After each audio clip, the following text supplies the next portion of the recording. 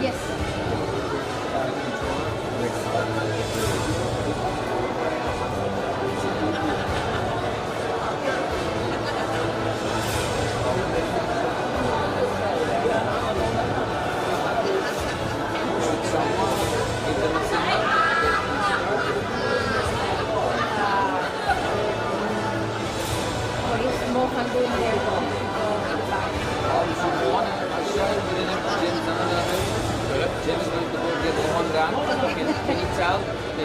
I mean, I know that there are a lot of people missing there. Nereye indireyim? Abi Rohan sahnede konuşuyor ya.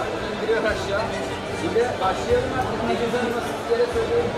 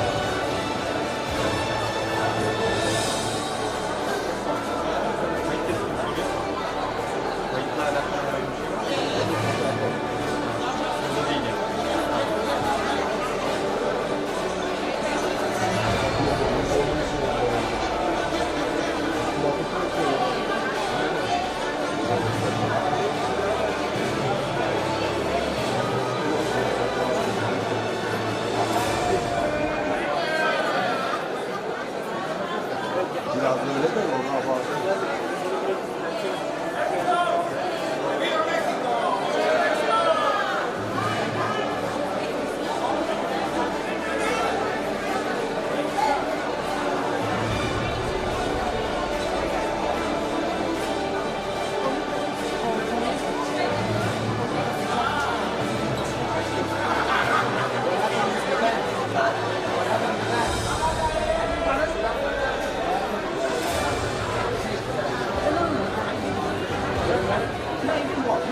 I said, I was explaining how this is the only flag in the world with two triangles.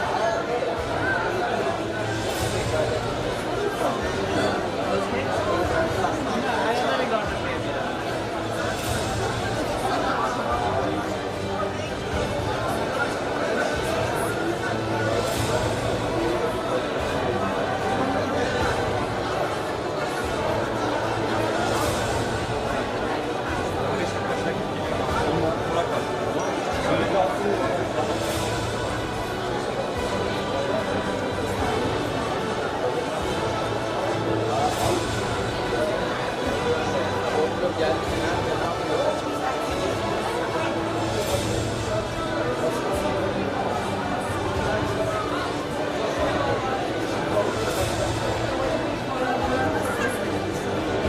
There now? I asked him. That was the case last night too. And then we got to stay there to talk.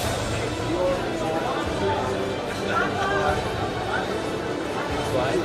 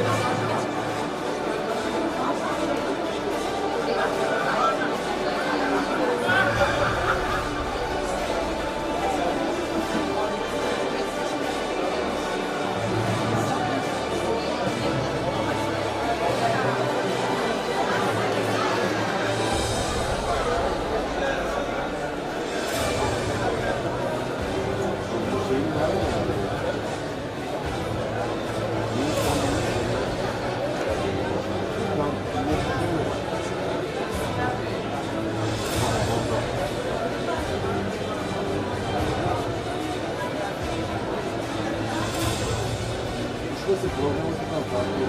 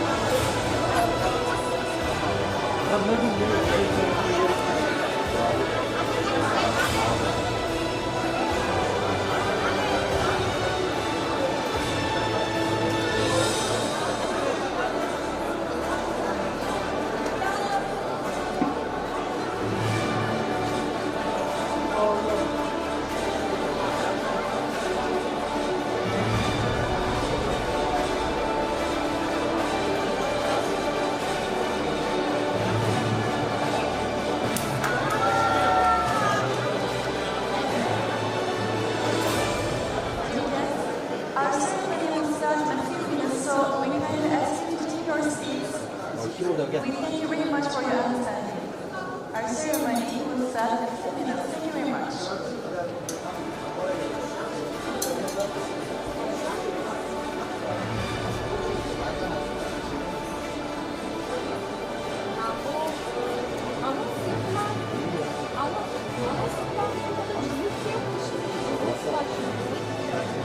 Sen dört yapılan mikrofonla cızırt yok şimdi.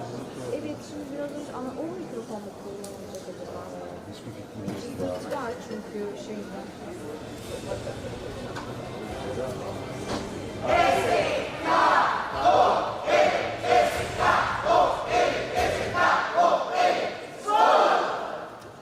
Thank you very much. All right. Distinguished President of Skål International, distinguished Head of Tourism Commission of Izmir Metropolitan Municipality, dear High Representatives and dear members of Skål International, and dear ladies and gentlemen, while the world is shaken by war cries all around, it is so meaningful for us to host such a wonderful event which aims to promote friendship and solidarity between cultures, which aims to get to know and understand each other better through tourism, and to build a more sustainable world altogether. So welcome to Izmir, one of the most beautiful cities in the world, and to the 83rd Skål International World Congress.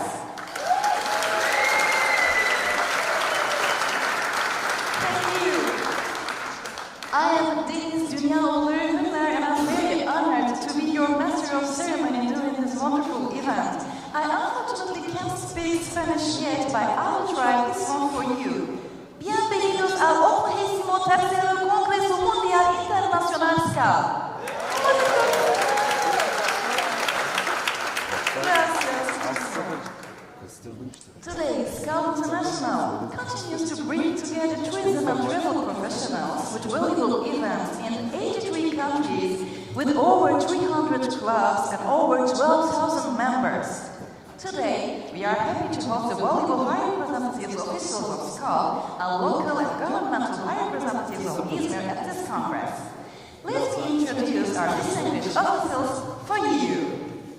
We are starting with Miss President of Skål International, Miss Anet Cardenas. Aldın mı?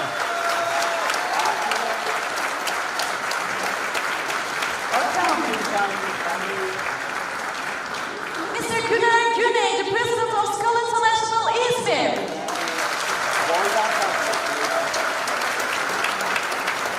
So we can have our music in there.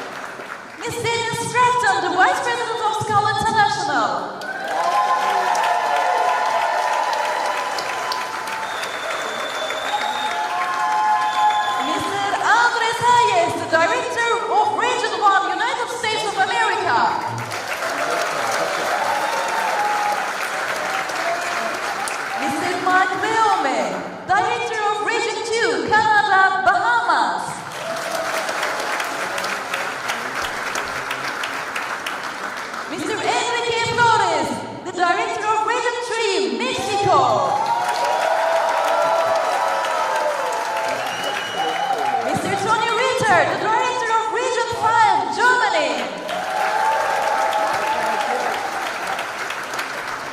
Mr. Bertrand Petit, the Director of Region 7, Northern Europe. Mr. Jose Luis Quintero, the Director of Region 8, Southern Europe. Ms. Asuman Tariman, the Director of Region 9, Türkiye. Mr. Mohan Enes, the Director of Region 10, India.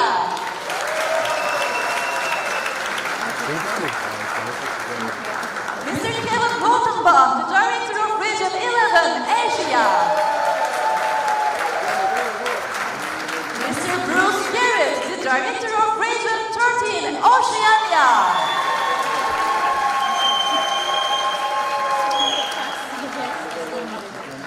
Mr. Olukemi Soitan, the Director of Region 14, Africa.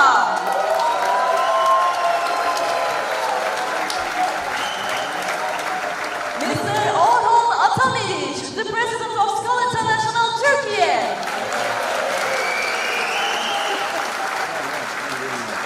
Ms. Katarina Hochfeld, the Senior Auditor of Skål International. Mr. Hasan Eker, the Vice President of Association of Turkish Travel Agencies. And Ms. Seyhan Müşerref Kulalı, the Head of Tourism Commission of Izmir Metropolitan Municipality.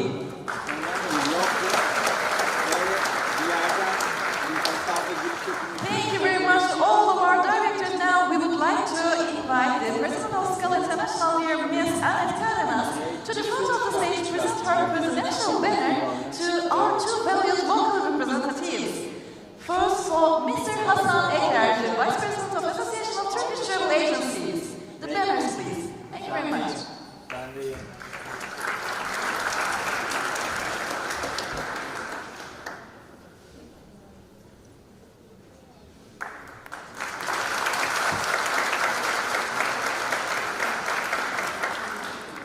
And for Ms. Seyhan Müşerref Kulalı, the Head of Tourism Commission of Izmir Metropolitan Municipality.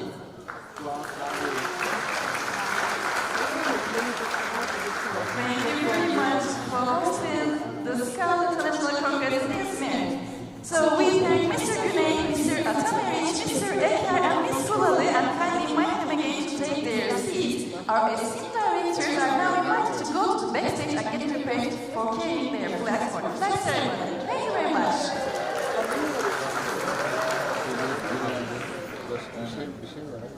Meanwhile, dear Mr. Jaime Meriki, the Distinguished Director of Technical Cooperation of the United Nations World Tourism Organization, also honored us by attending our program, and also dear Mr. Alfredo Fortes, the Director of Tourism of Ministers of Foreign Affairs of Peru, are here with us now. We respectfully greet dear Mr. Mayek and dear Mr. Alfredo Fortes. Thank you very much for welcome and welcome, sirs. Thank you.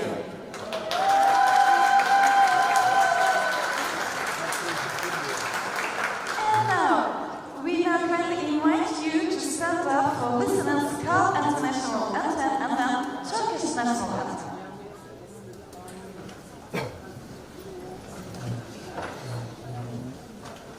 First, the Skål International Anthem coming now.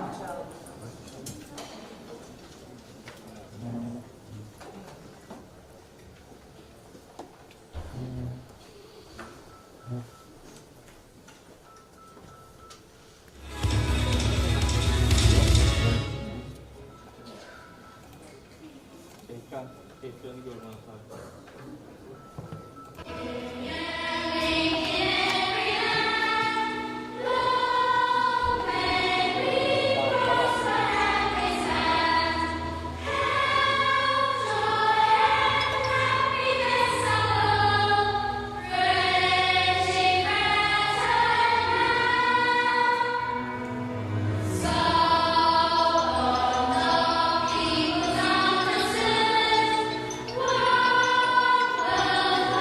Free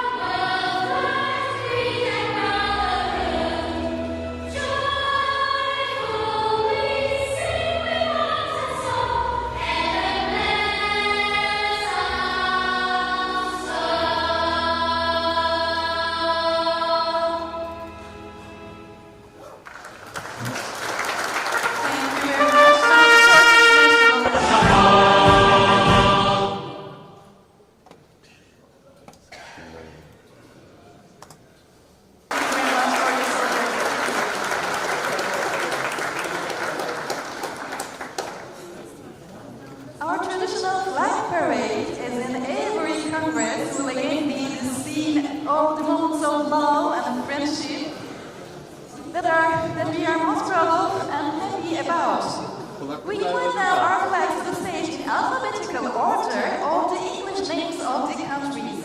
Starting with Panama, of course, the international president's country, and ending jointly with Türkiye, the host country, and of course the Skål international flag. So, come on, if you are ready, let's start the flag parade now. We can have our music. Of course, Panama is coming to the stage. Our international president is now going to Panama.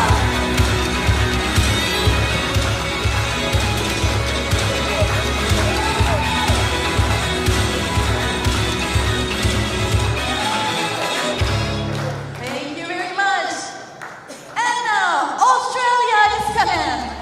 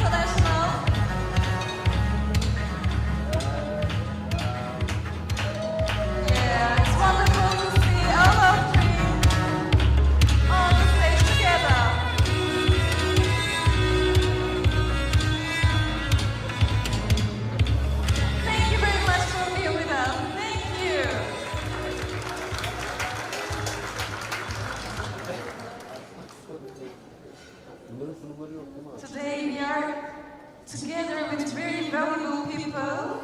And now we are very excited to hear their voices one by one.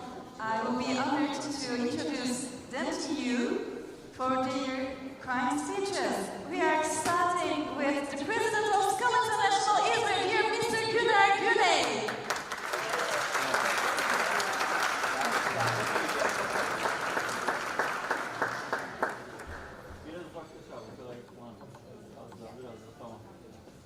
Welcome, sir.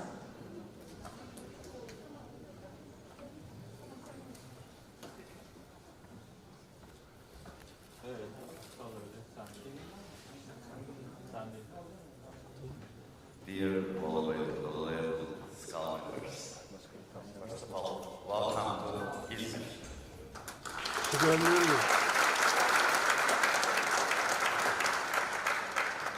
Izmir is the Aegean pearl and Turkey's Vesya side, with its cultural and historical workings. It is the hosting city of many different civilizations. Izmir, which was described by the Homerus as the most beautiful city under the sky, is the unseen sea, which the importance of emphasized by Aristotle to Iskender with the sentence, if you don't see it, a part of you will stay missing as a fascination of many artists, philosophers and travelers in every period. Even the great writer Victor Hugo, without seeing it, has compared the city a princess and has written poems in its name. Today, this beautiful city is near standouts as the gate of tribes where different cultures, beliefs and lifestyles live together in peace. Within the scope of our Congress, which has been held 3 times in Turkey and now for the first time in Izmir, we are more than happy to gather more than 35 different countries and 150 Skål members in our Congress, which is a worldwide symbol of friendship and brotherhood where our places are close. We have ready for a very full program covering all the beauties of Izmir and Turkey. Our main goal is in the field of Skål International, which included all tourism sectors with French and brotherhood. Our club, which has been picked up second best club in the world in 2020, promoting our city to international dimension, has once more taken the place on global stage with the Congress. Our club is founded in 1966. Its growth to organizing World Congress, first time in history, bringing all tourism sectors together under the roof and friendship and brotherhood. The Skål International Congress has a mission of being a relatable voice in the field of tourism's welfare. We thank you for your participation, our Congress, and we are honored with hosting you in Izmir. Thank you.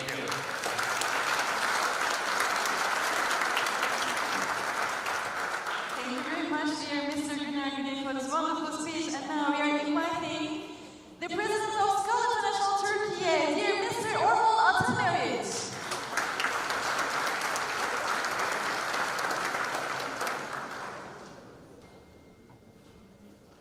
Welcome, sir.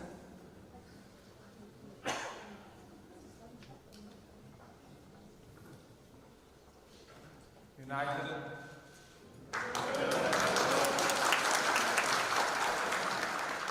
Günaydın means good morning in Turkish.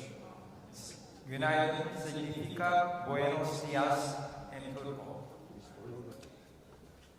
So, please can you repeat after me? Pueden repetirlo? Günaydın. Günaydın.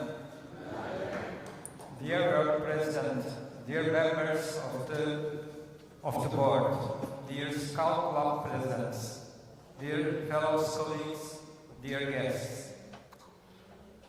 Estimados colegas, bienvenidos a Turquía.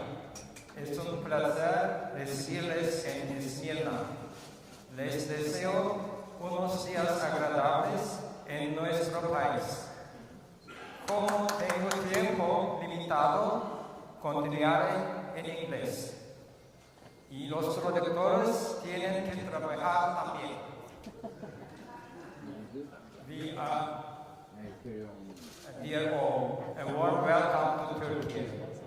We are delighted to welcome you to Izmir, in particular a multicultural city with a long history that stretches back over several important civilizations, such as the ancient Greeks, the Romans, and the Ottomans.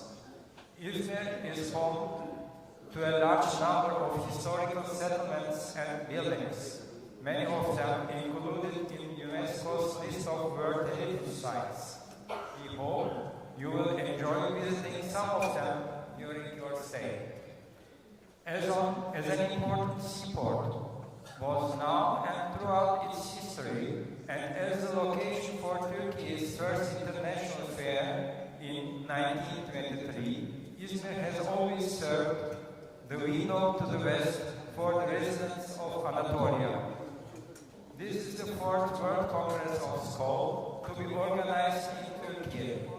Izmir was selected as the host city for this World Congress by your votes. When it came to meeting the criteria, Izmir checked all the boxes. The President and the board members of the Skål Club of Izmir have worked hard to ensure that you will leave Turkey with unforgettable memories.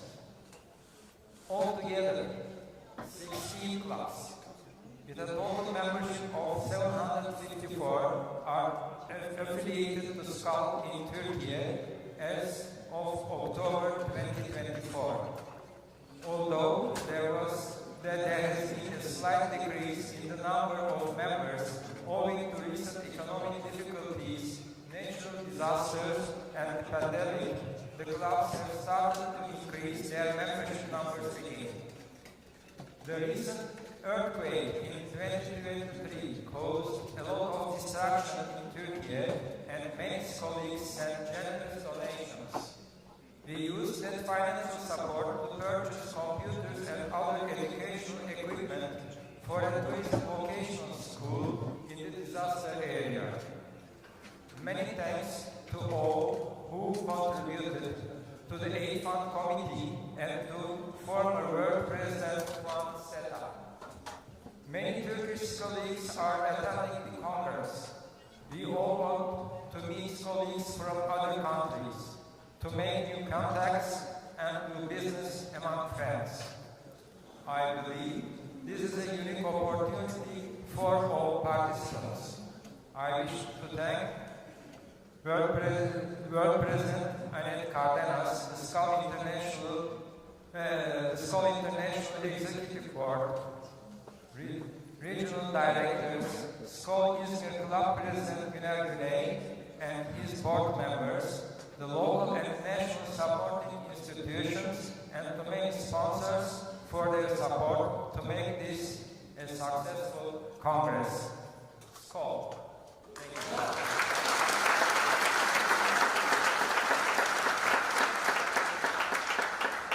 Thank you very much, dear Mr. Atamir, for this beautiful speech. And now it's time to go for dear Mr. Hasan Eker, the Vice President of the Association of Turkish Travel Agencies.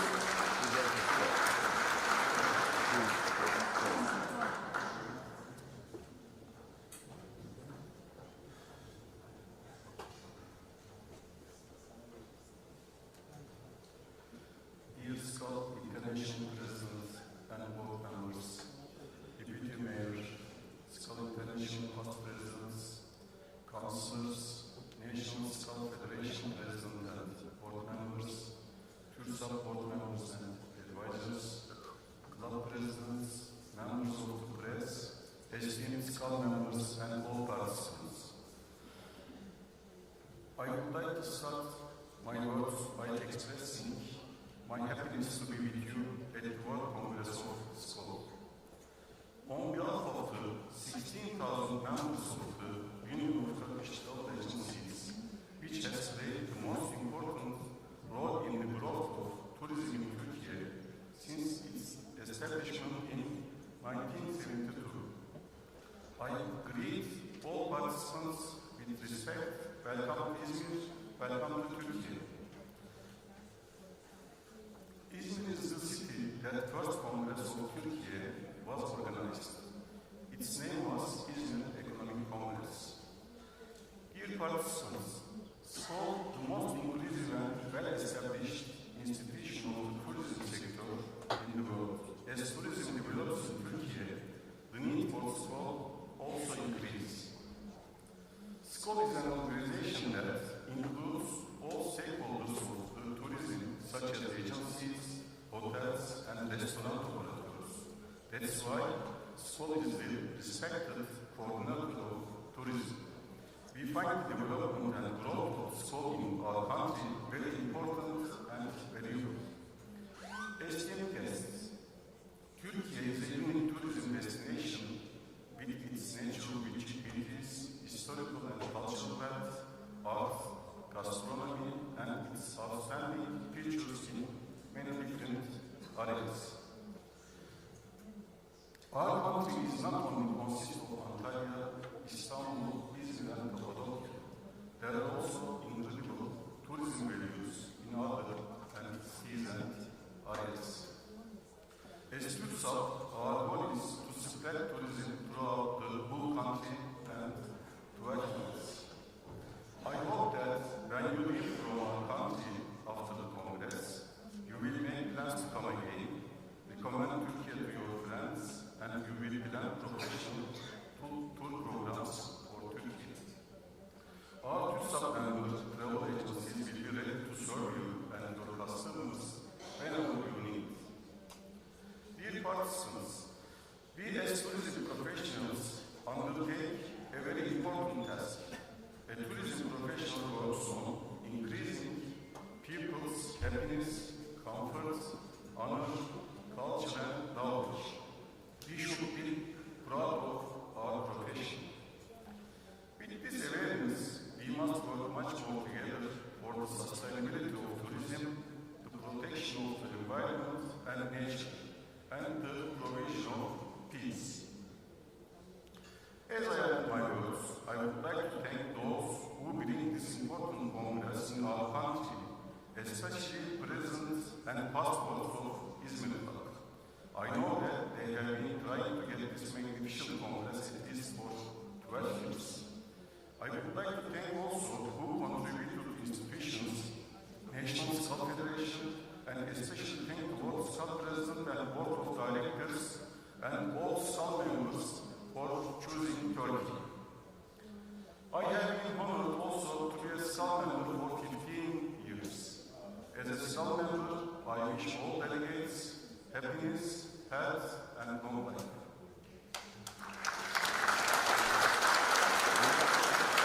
I would like to finish my speech with an Atatürk saying. He said this sentence 93 years ago, and it is still valid. Nowadays, all people in the world, and especially tourism professional, needs this sentence very much. And I hope world leaders care about it. Peace at home, peace in the world. Thank you.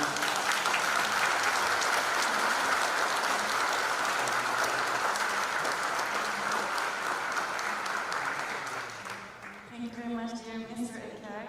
Of course, peace at home, peace in the world, like our great leader Mustafa Kemal Atatürk said.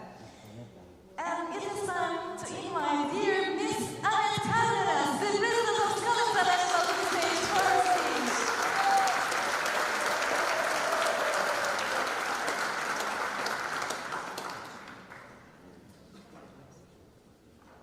Welcome, madam.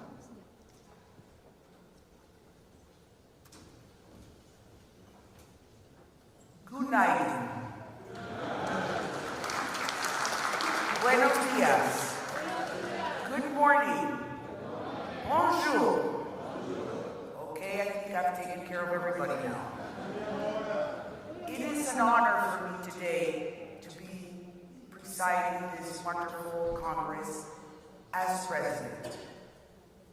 And Many things have been said already about Türkiye. Many things have been said about Izmir. The previous speakers took all my words.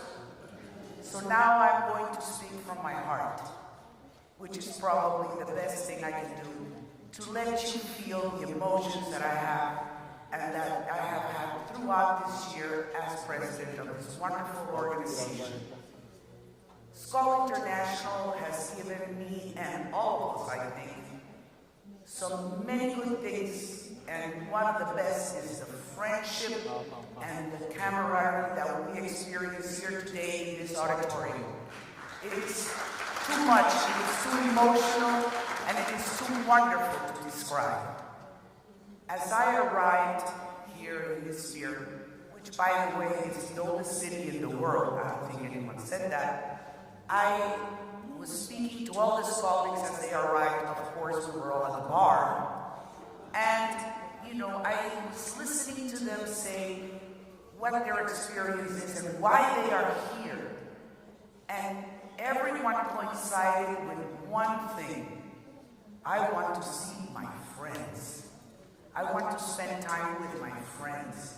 I want to have experiences with my friends. And I want to meet new friends.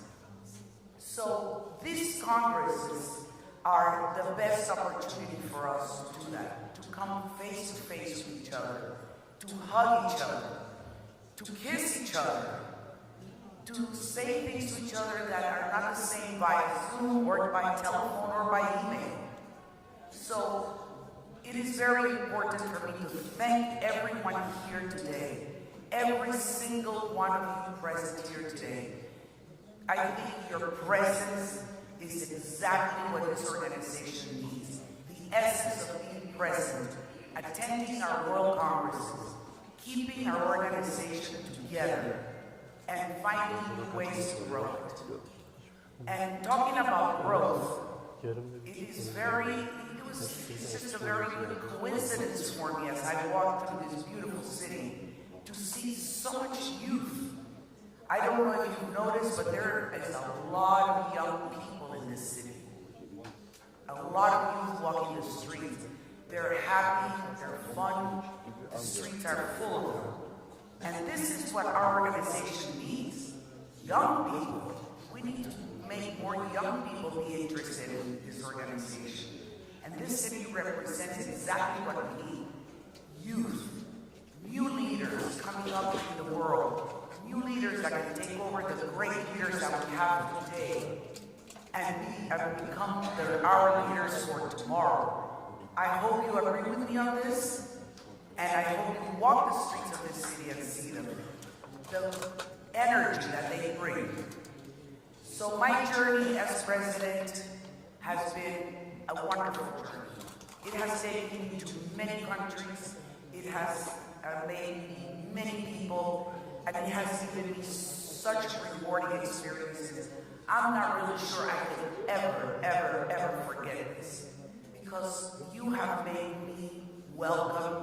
You have made me feel loved, I would say. And you have offered me your friendship. This has been a journey that I will never forget. So I hope when I leave, even though I still have a couple more days left, I hope when I leave, my message of building bridges for a stronger Skål remains in your mind, because that is ongoing work. Please, I would like to ask you before I finish to look at the person sitting next to you. Just take a look at the person sitting next to you, please. Just see who they are. I'm sure all of you sat with your friends, shouldn't be, but look at the person behind you. Who are they? Do you know them? Do you know who they are? Say hello to them, please. Say Skål for them. You see, meet the people that are next to you. Meet the people that are around you. And in the next few days, please make it a point to say hello to everyone. Make it a point to meet the people from Australia. The big delegation from Mexico. The United States. Our Turkish friends. And what can I tell you? My 3 Panamanian friends that came with me to join me here. Meet everyone. There's people here from everywhere. You saw our 14 directors, Germany, Thailand, United States, everywhere. We have people from everywhere. Please, I beg you, do not leave Turkey without saying hello to everyone you meet and making new friends. That, my fellow colleagues, is what this organization is all about. Skål!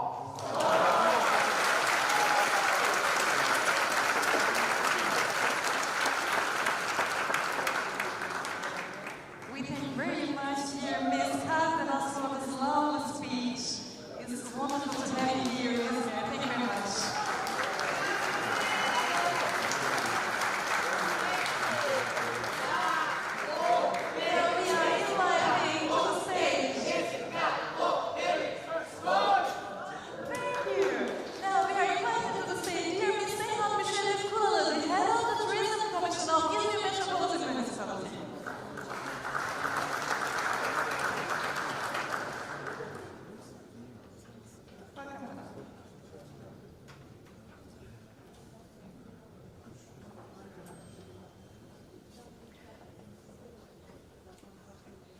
So exciting. Honorable guests, distinguished Skål International representatives, we are very happy to welcome you in Izmir today. I would like to thank the Skål Federation for allowing us to host the 83rd Skål Congress and all shareholders who contributed to this process. It is very valuable for us to host you here and enable you to get to know our city closely.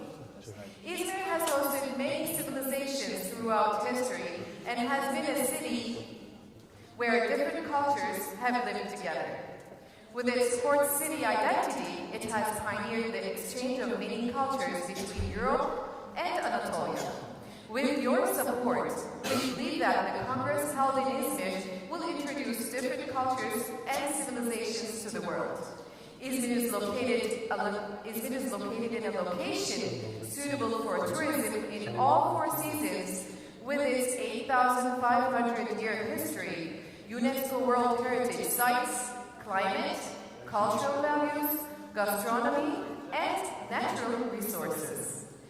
It is a city living in the Mediterranean with its 629-kilometer coastline.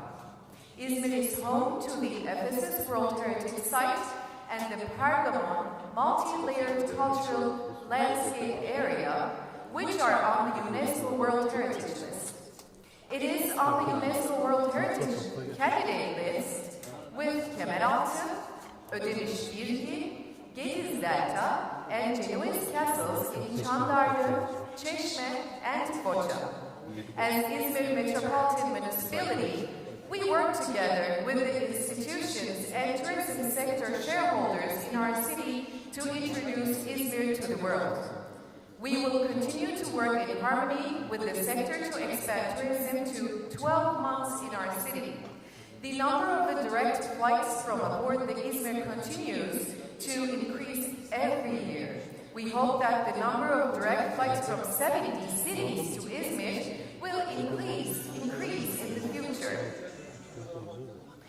Izmir Alsancak Port, Çeşme Port, and Dikili Port contribute to regional tourism with an increasing number of cruise ships every year. As Izmir Metropolitan Municipality, we welcome more and more tourists every year in the tourism information offices we have opened.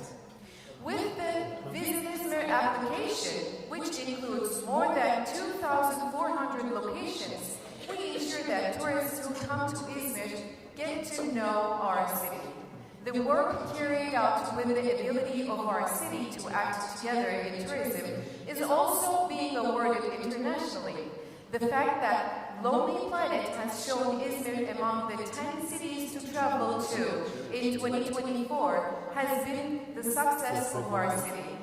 The fact that Bilgi and Şirince are among the best tourism villages in the world and that our city hosted the Eurovelo conference has also been a reflection of the unity in the city. The World Tourism Organization has stated that it attaches importance to sustainable development goals in its 2030 tourism projection. Under the coordination of our municipality, together with the shareholders in the city, work has begun to obtain the Sustainable Tourism Destination Certificate given by GSTC. After Efeler Road was among the top 100 stories in sustainable tourism in 2023, Urla Vineyard route was also among the top 100 stories in sustainable tourism in 2024, 2 days ago. In the coming years, we will continue to promote the cultural agritourism routes in our city in the international arena. I sincerely hope that the Congress, which will be held in Izmir, a touristic city, will be successful and contribute positively to our city. Welcome again to Izmir.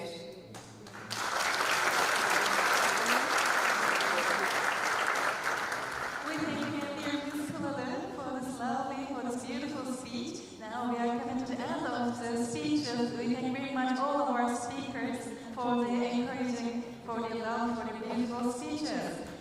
Now it's time to move on to one of the most exciting parts of the day, announcing the awards. As you know, Skål International rewards tourism professionals in many valuable categories every year and encourages them to do better. Let's start with the Sustainability Awards in Tourism. We invite dear Director Jose Luis Quintero to the stage for the presentation of the Sustainable Tourism Awards. Welcome, sir.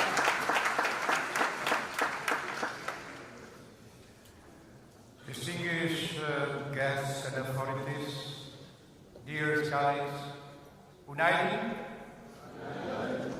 Good morning. Buenos dias. Bonjour tout le monde. As a Director of Sustainability Portfolio, I am proud to present the 23rd edition of Skål International Sustainable Tourism Awards, which were first launched in 2022. Sustainability and responsible tourism is crucial in today's world as we confront challenges like climate changes and resource depletion. By adopting sustainable practices, the travel industry has minimized environmental impact while enhancing the travel experience and respecting local cultures.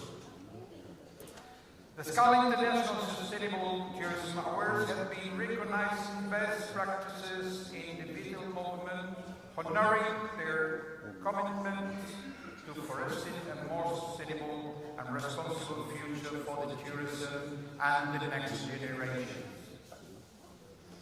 Fortunately, our organization has had a dedicated sustainability committee for the past 2 years, driving excellence initiatives that will be presented later during the Congress. I would like to remind you that we have a special moment during the workshop to talk about sustainability in Skål all over the world.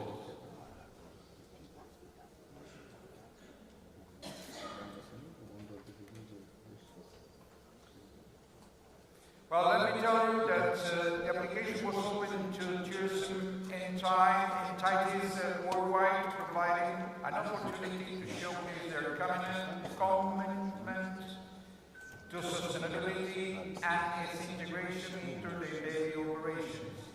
56 applications from 20 countries were recited across 8 remainder categories.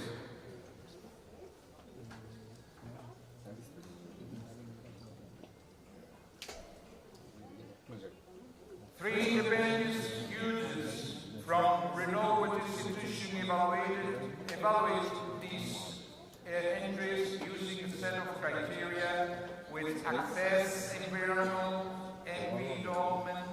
social, and economic aspects. Their independent evaluations were compiled by Skål General Secretary to determine the highest score of each category, with the top score being declared the winner. This process was verified by a Skål International Senior Auditor. Our deepest gratitude to the judge for their outstanding and precious collaboration evaluating so many entries. The jury 2024 were Mr. Jon Wilco, Director from United Nations Jerusalem, affiliated members of Parliament. Mr. Patricio Azcar Diaz, General Secretary from Responsible Tourism Institute, who has also represented each winner with a 1-year free subscription to their Biosphere Sustainable Platform, where the winner will be able to create their own personalized sustainability plan. This is another real good prize.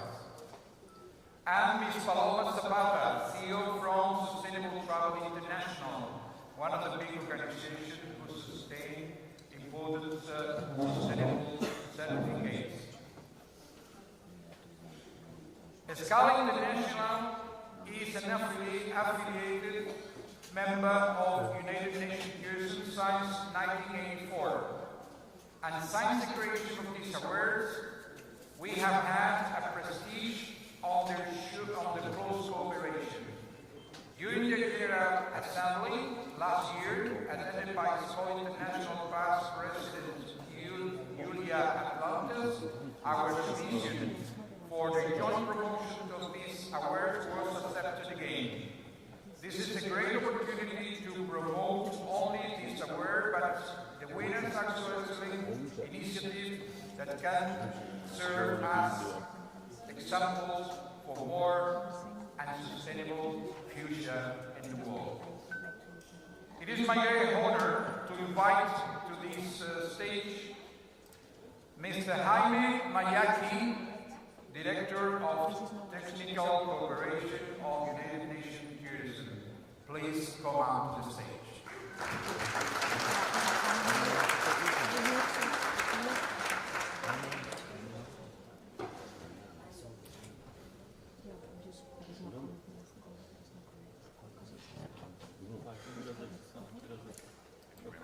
Good morning to everyone and all protocols observed. I'm President Representative of Ministry of Foreign Affairs, and happy to be back in Turkey.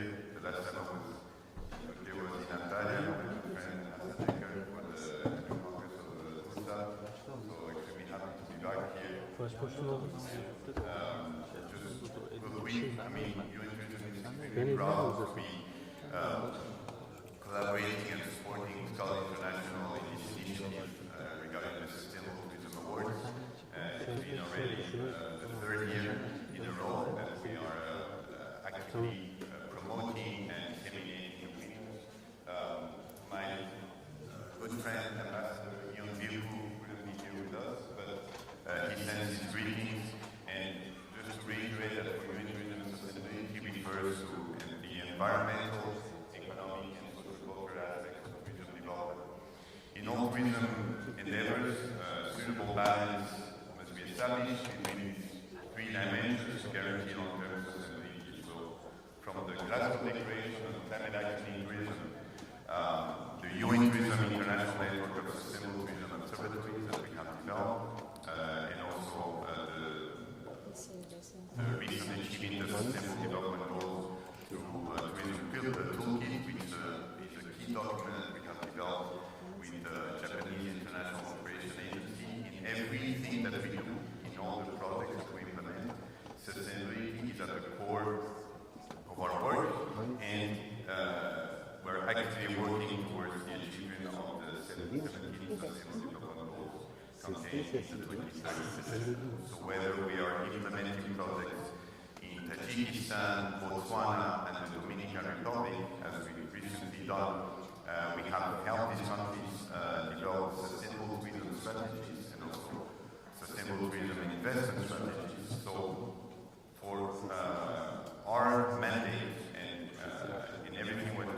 guided by various interlinked principles, including the importance of ensuring balance and healthy tourism markets, the commitment to sustainable and responsible tourism, and the importance of high-quality tourism products based on local implants and a distinctive community approach.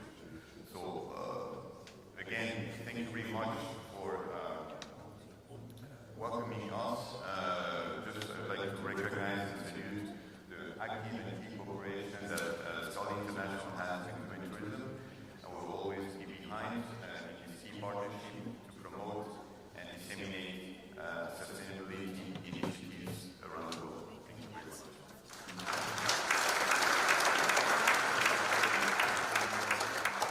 Well, thank you very much for your words. And before you are leaving, we would like to give you a little present of Skål International United Nations Tourism.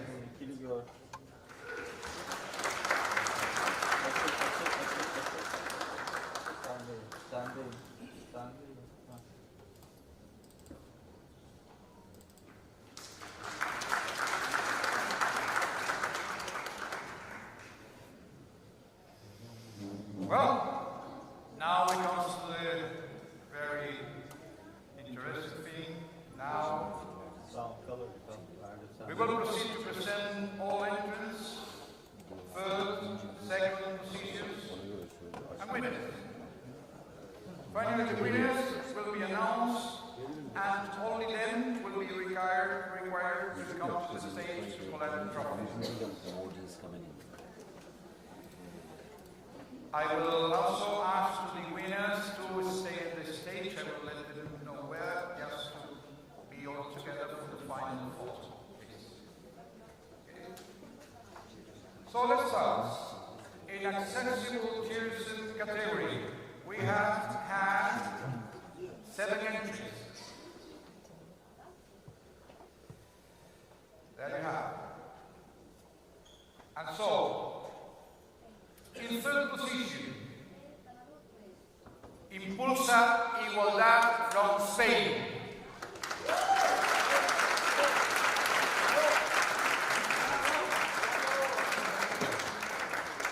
In second position, Tambor del Llano from Spain.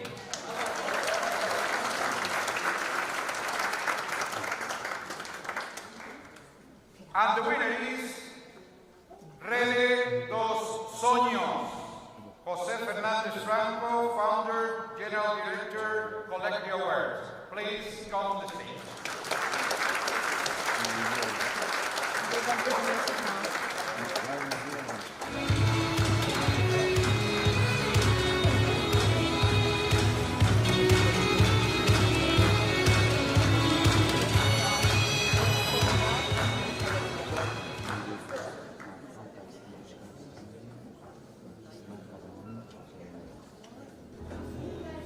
Nearly 10% of the world's population lives some form of disability. If we include individuals who are pregnant, obese, elderly, or recovering from accidents, this number rises to 30%. But where are all these people we rarely see? The majority remain confined to their homes because society fails to provide the basic accommodations necessary for them to access public spaces. However, thousands have found a place thoughtfully planned and designed to meet their needs.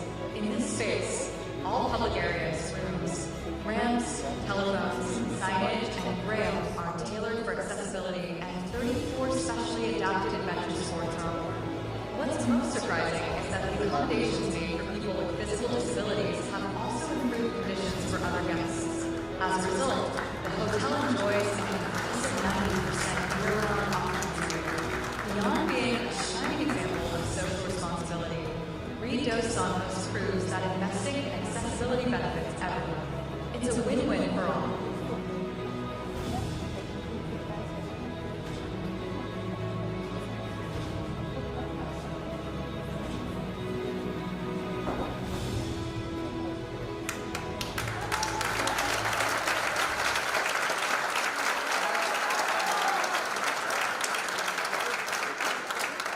Okay, when we do the things on directors, sometimes there are little mistakes. I say that only the winners have to come on the stage.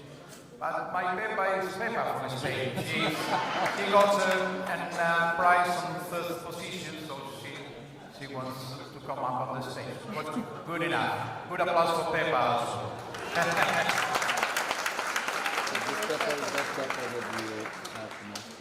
Okay. So, in the accommodation category, we have got 12 entries. And in third positions, we have Illusion Hotels from Spain again. In second position, Hansali Organic Farm from India. And the winner of this category is Jetwing Hotels. Jetwing has the president of the Skål International Asia Connect the Awareness on their behalf.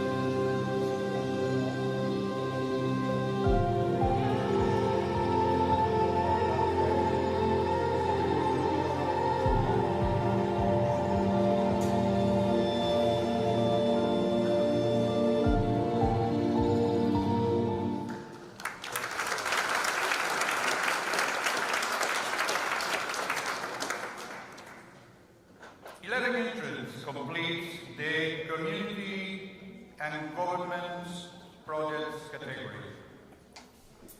And the third position, it was un nodo de impulso a la economía social y solidaria de Costa Oaxaqueña, Mexico.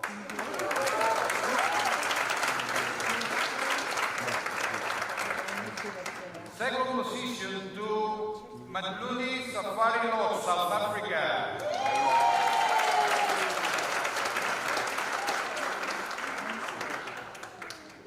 And the winner is Tarkin Tahiri Kemiralti Insajati Irvelati.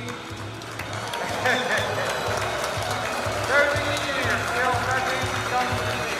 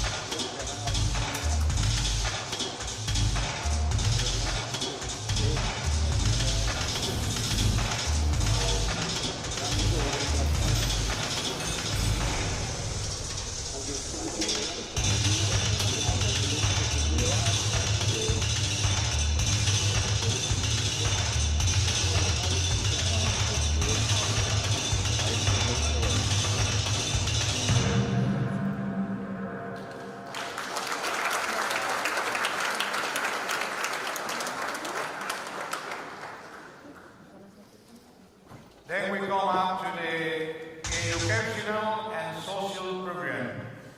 had 6 entries. The third position goes to Skål International Antalya, Turkey.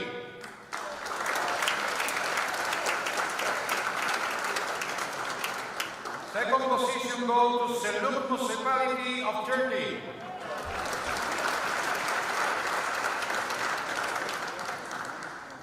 And the winner goes to Let's Go Travel Winning Globe from Nairobi. Lisa Mukwana, President of the Skål International Nairobi, collect your words.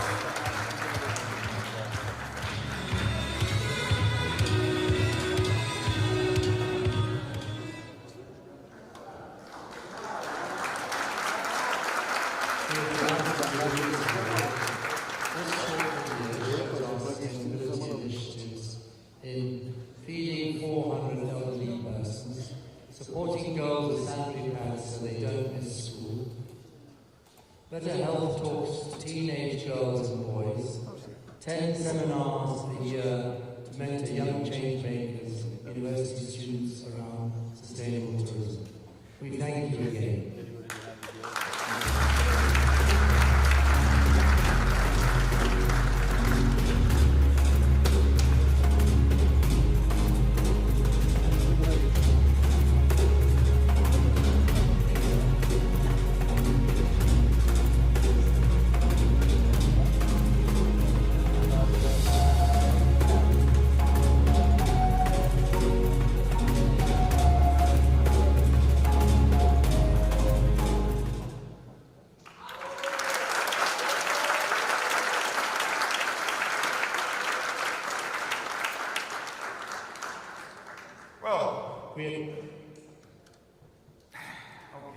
In the land of marine biodiversity category, we got 9 entries.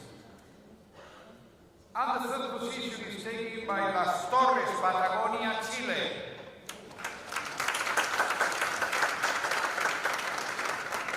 The second position is by designated areas of sustainable tourism administration of Thailand.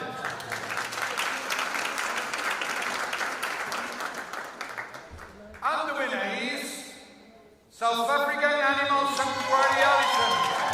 Lara Monster, Marketing Manager, collect the word.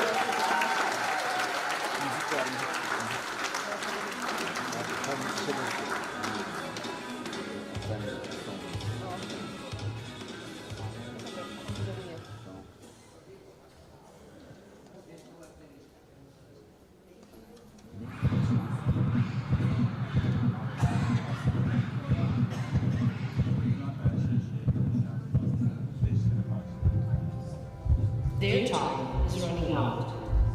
Help these finalists secure their next medal.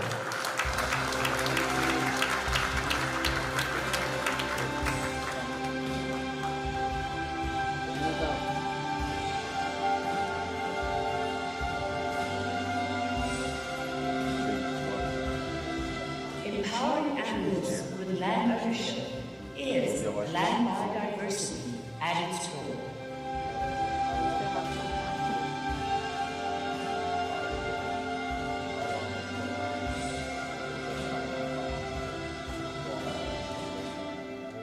Be part of the groundbreaking world first and buy your $5 square today.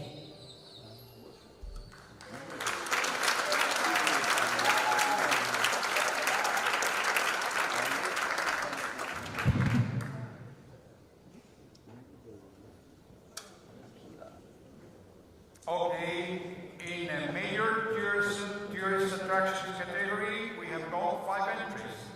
And in third position was Yayasan Ecosystem Lestari from Indonesia.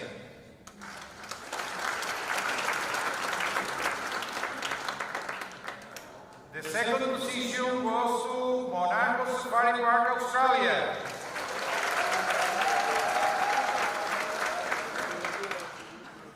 And the winner is Aquila Private Game Reserve. Community Manager of Aquila, collect the award.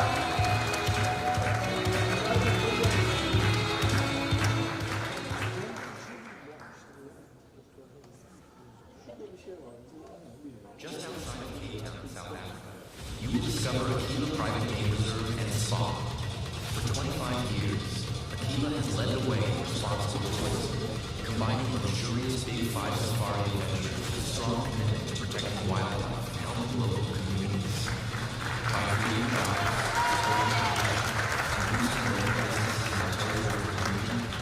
Aquila is changing lives and building a brighter future.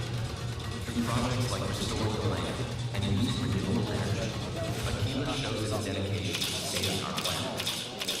From rescuing endangered wildlife to fighting poaching with the Saving Private Rhino program, Aquila is a bucket list destination where sustainable tourism brings nature and community together. Join us in celebrating 25 years of making a difference at Aquila, where every visit helps build a better tomorrow.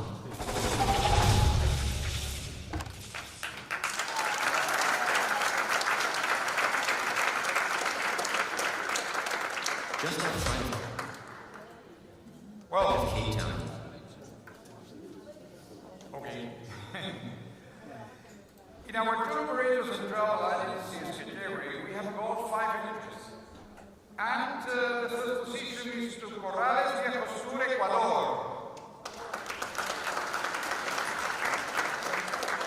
Second position to Bahia Plus CMC, Mexico.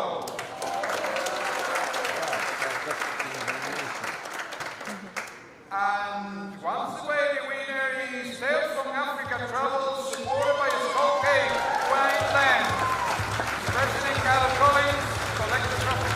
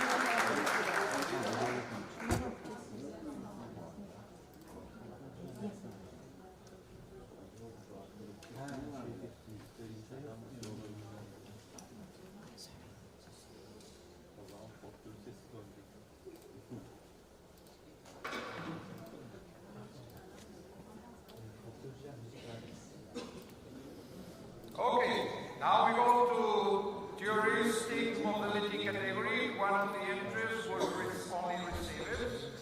In this case, the entry will still be evaluated based on the established criteria and to win. And to win, it must meet or exceed the minimum score required for that category, and it happens. So the winner is Fin Line, supported by Scout Helsinki. Johanna Roma, Fin Line, Superintendent Manager.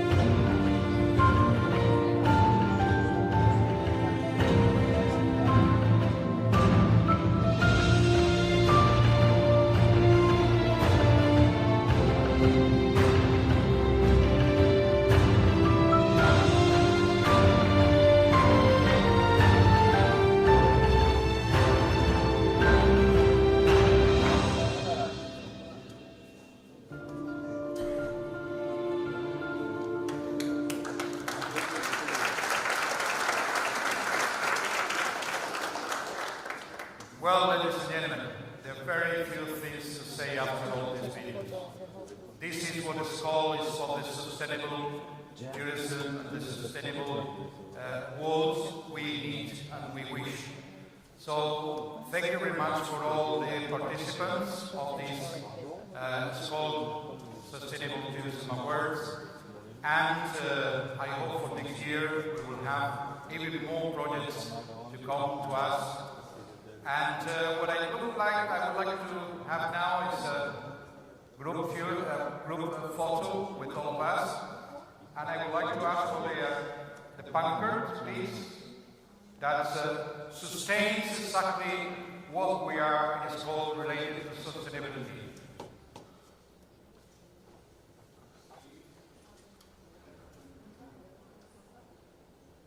And also we invite here President Annette Cardinal to join our group photo for this wonderful, lovely picture. We congratulate all the winners for their contributions to the sustainability of the tourism. Thank you very much. Big applause for them, please. Thank you.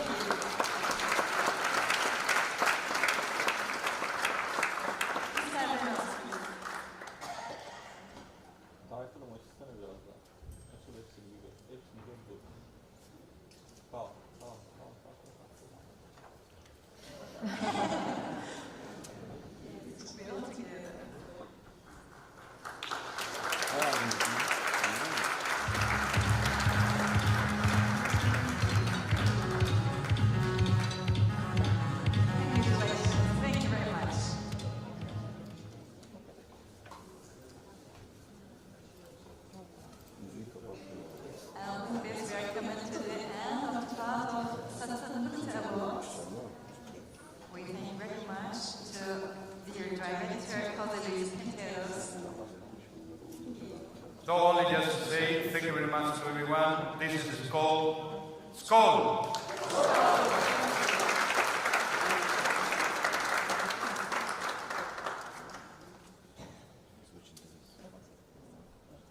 All right, we invite all winners to take their seats again, and we are going to the second part of the awards. Thank you very much. See you.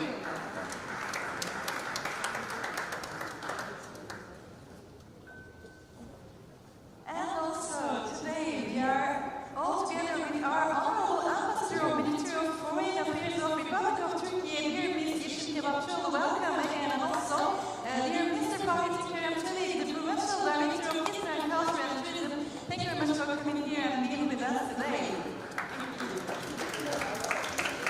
And now we invite here Ms. Asuman Tayman to the stage for the presentation of the Membership Development Campaign Awards.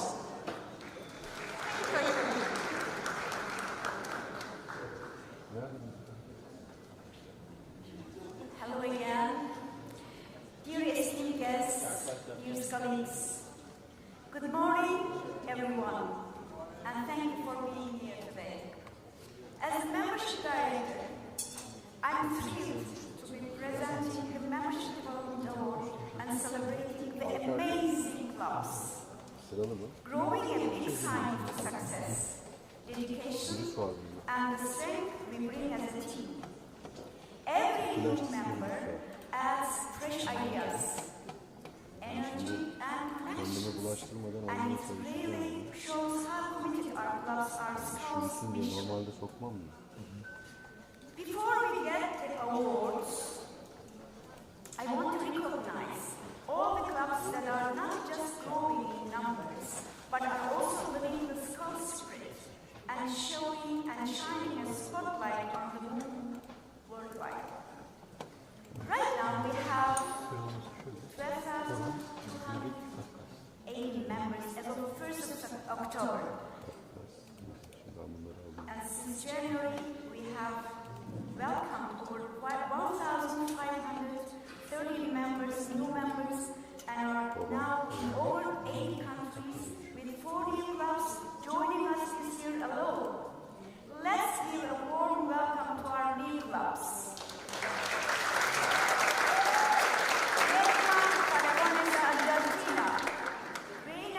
Northern Cyprus, Iquitos in Peru, and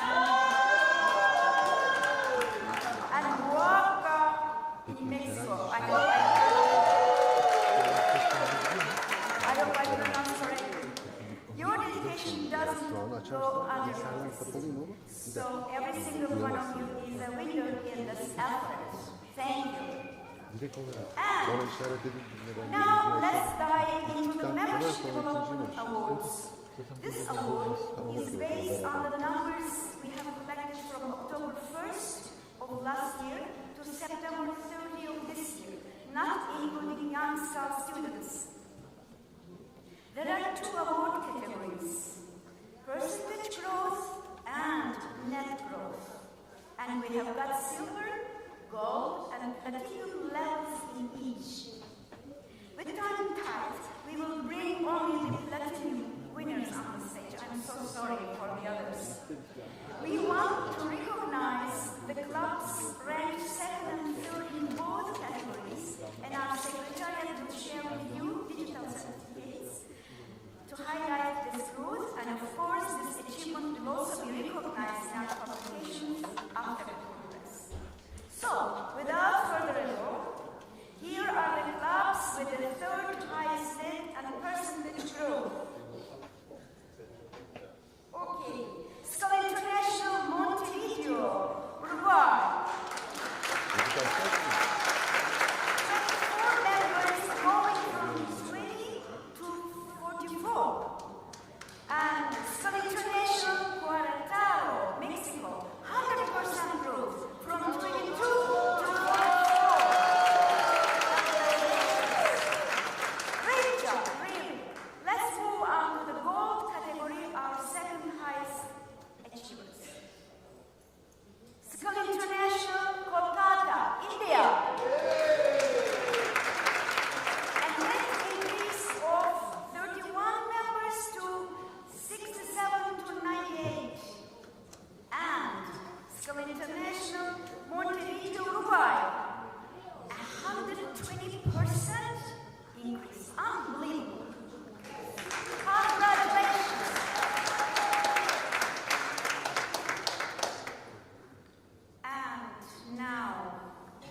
And now we are coming to the end almost. And now the team award. Award goes to the club that's really gone above and beyond. This club has shown remarkable growth in both net and percentage terms. They will also receive 500 euros. Okay, it's not a big money, but it's better than nothing. But for next year's Skål World Congress registration, I'd like to invite the winning club's president and representative to come up here, but before, oh yeah, the envelope is here. Thank you. So I'm opening the envelope. What is it? Skål International Mérida, Mexico.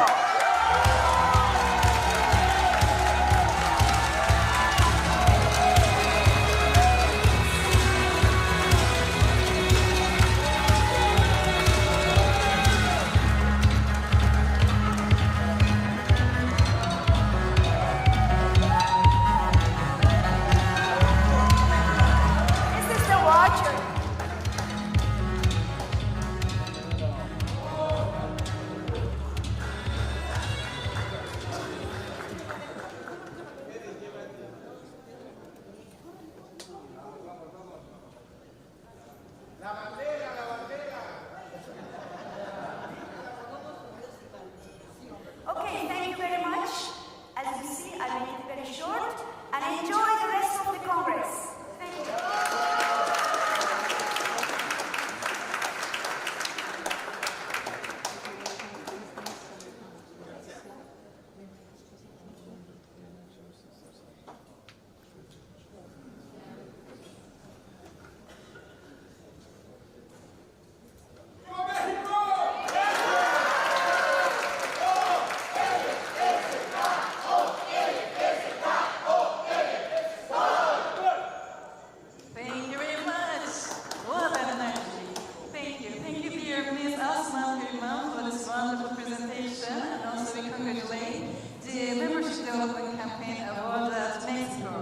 Now, we invite here Vice President Ms. Dennis Crafton for the presentation of the Skål International Club of the Year Award.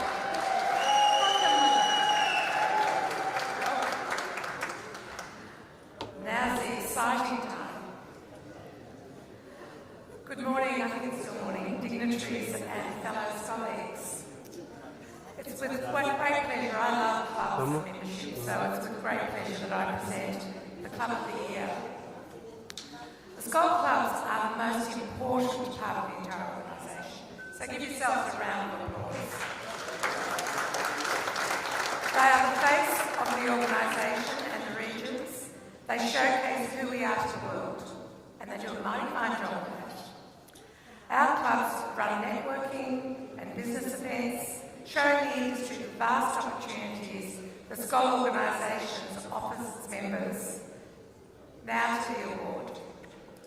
And I just have to tell you, I don't know who the winner is. It's like the Oscars this year.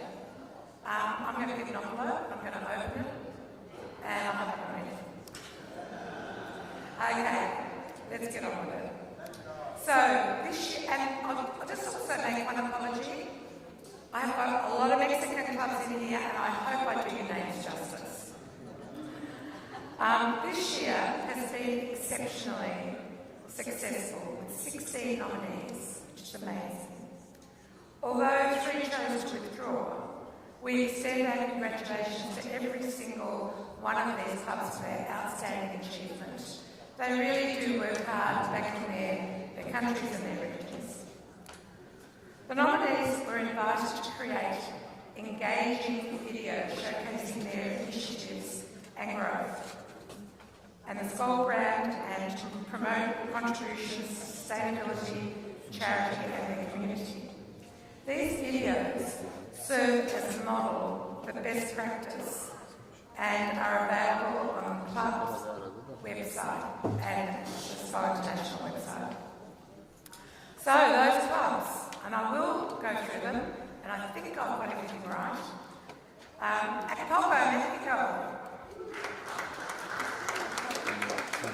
Bahias, Huataco. Cancun, Mexico. Cape Town, South Africa. Cape Wineland, South Africa. Christchurch, New Zealand. Ciudad de Mexico, Côte d'Azur, France. Gold Coast, Australia. Merida, Mexico. Monterrey, Mexico. Montevideo, Uruguay. Nairobi, Kenya. Nelson Mandela Bay, South Africa. Pretoria, South Africa. And Taco, Mexico. The requirements of eligibility are well aware by the clubs, so the clubs are aware of the criteria. One is payment of the annual fees by the 28th of February, a net increase of 10%, or if you're over 100 members, 10 new members. And that's excluding young Skål. 1 April, and the time zone is 1 April through until the 30th of April. Voting delegates and have to attend 2 international AGAs in the past 5 years. Contribution to the Forum and Volcart Fund, which is extraordinarily important, and that's also between January 23 and April 24, and contribution to the Membership Development Fund for the same period of time. Active participation in at least one social media, and adoption of the Skål branding, and you would have seen the fabulous Skål branding that's come out recently. So as usual, the Skål Clubs of the Year has been selected by those Skål clubs worldwide accredited to vote. And for the first time this year, the electronic vote is being conducted at the same time as the ballot for all the other elections. The club getting the highest number of votes is declared Skål Club of the Year. Out of the 301 existing clubs, there were 293 votes, so great contribution to voting. The result of the voting has been verified by the past presidents appointed as scrutineers and Skål International senior auditors.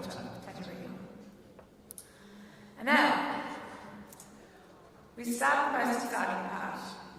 I first to ask Liz Tapawa, President of Skål International Nairobi, to join me on the stage, and Skål Club of the Year 2023.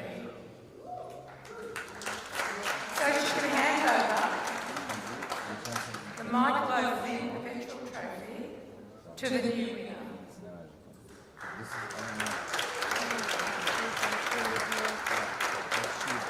Then only the winner will be announced, and the president or representative from the Lucky Club is kindly asked to come up on stage. Now, to the Oscars. And the lucky winner with the highest number of votes will go to Côte d'Azur, France.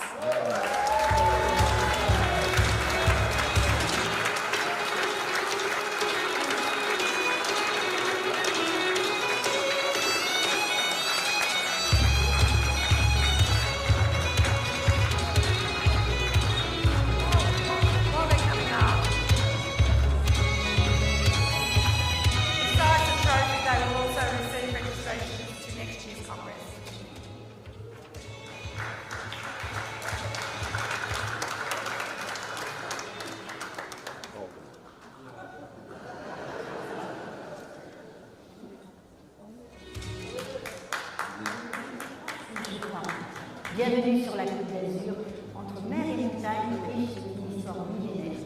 Grâce à son aéroport international qui dessert 116 destinations, la Côte d'Azur vous ouvre ses portes et est prête à vous livrer ses lignes et un secret. Planez dans les rues de Nice, découvrez les villages perchés uniques au monde.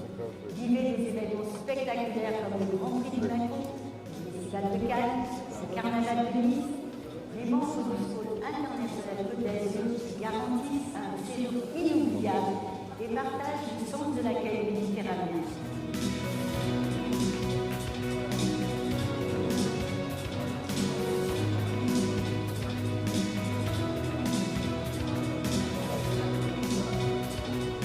Thank you, everybody, for your attention.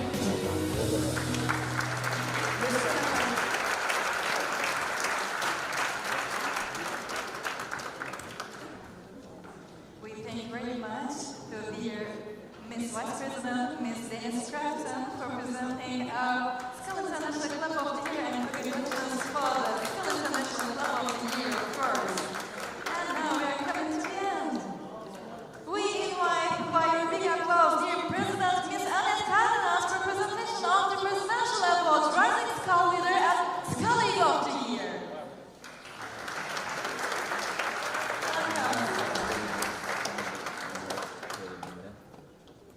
Thank you.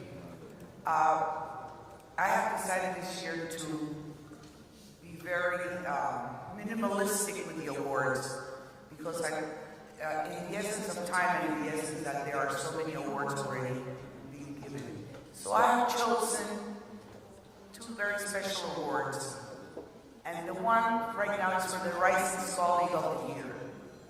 I would like to give you just a few words as to why I have chosen the person that has been chosen. As I look around and have the time throughout the year to see the different things that were being done by different people around the world, by different scholars, I was highly impressed by an individual. Highly impressed by an individual that represents probably all the essence of the things that I believe a rising scholar needs. Enthusiasm, energy, love for Skål, work hard for Skål, and the ice cream on the cake. He's the youngest scholar in Skål International. Please welcome Maurice Freitas, Rising Scholar of the Year, President of Berlin.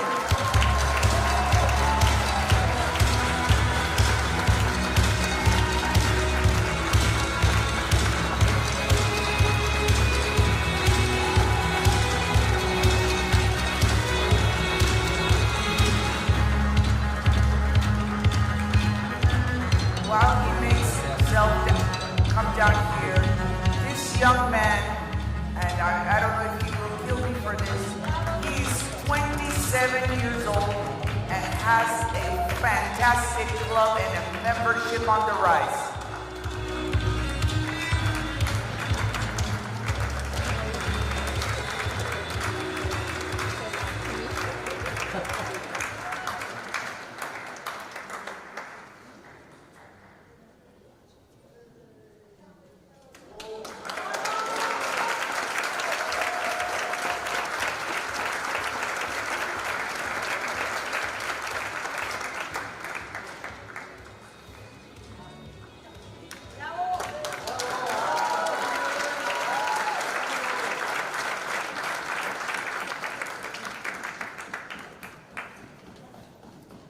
And the next award, oh, I guess they're celebrating. And the next award goes to Skål of the Year. Once again, through my travels and my all the observations, and also meeting the criteria of what my goals were for this year, which, as you all know, building bridges, and I know you're tired of building bridges was a very strong theme for me. This person got highly involved in building those bridges by uniting two areas that were very difficult to unite and bringing them together, showing them how to build the bridge to become a stronger area. So the Skål of the Year is chatting from Cochabamba, Bolivia, and I will have Mr. Máximo Herrero from Panama receive it in her honor.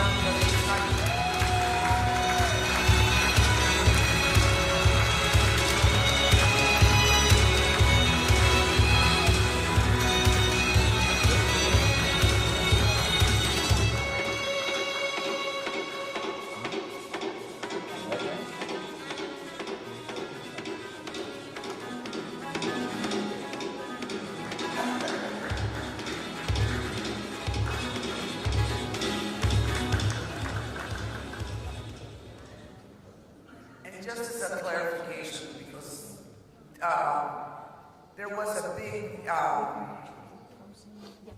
conversation that went on for a few months to unite the southern and the northern region of Latin America into one region. And as you know, these things are not easy.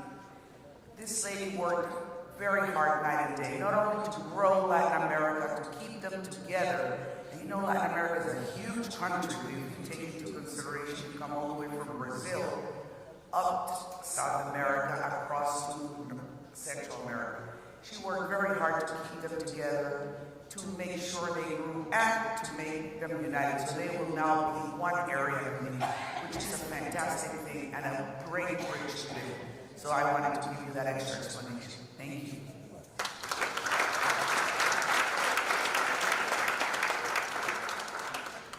Thank you very much, dear Ms. President, dear Ms. Cardenas, for this wonderful presentation, and congratulations to the Rising Star Leader and the Colleague of the Year also.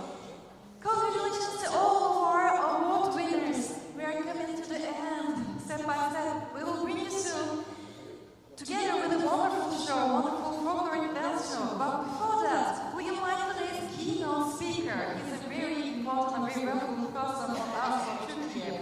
Please welcome the former president and also the board member of the International Air Transport Association, dear Mr. Mehmet Nane, and also the chairperson of Pegasus Airlines.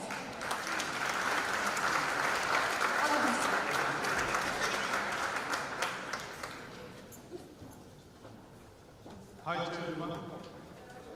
It's no more United. Because it's coming to the noon time.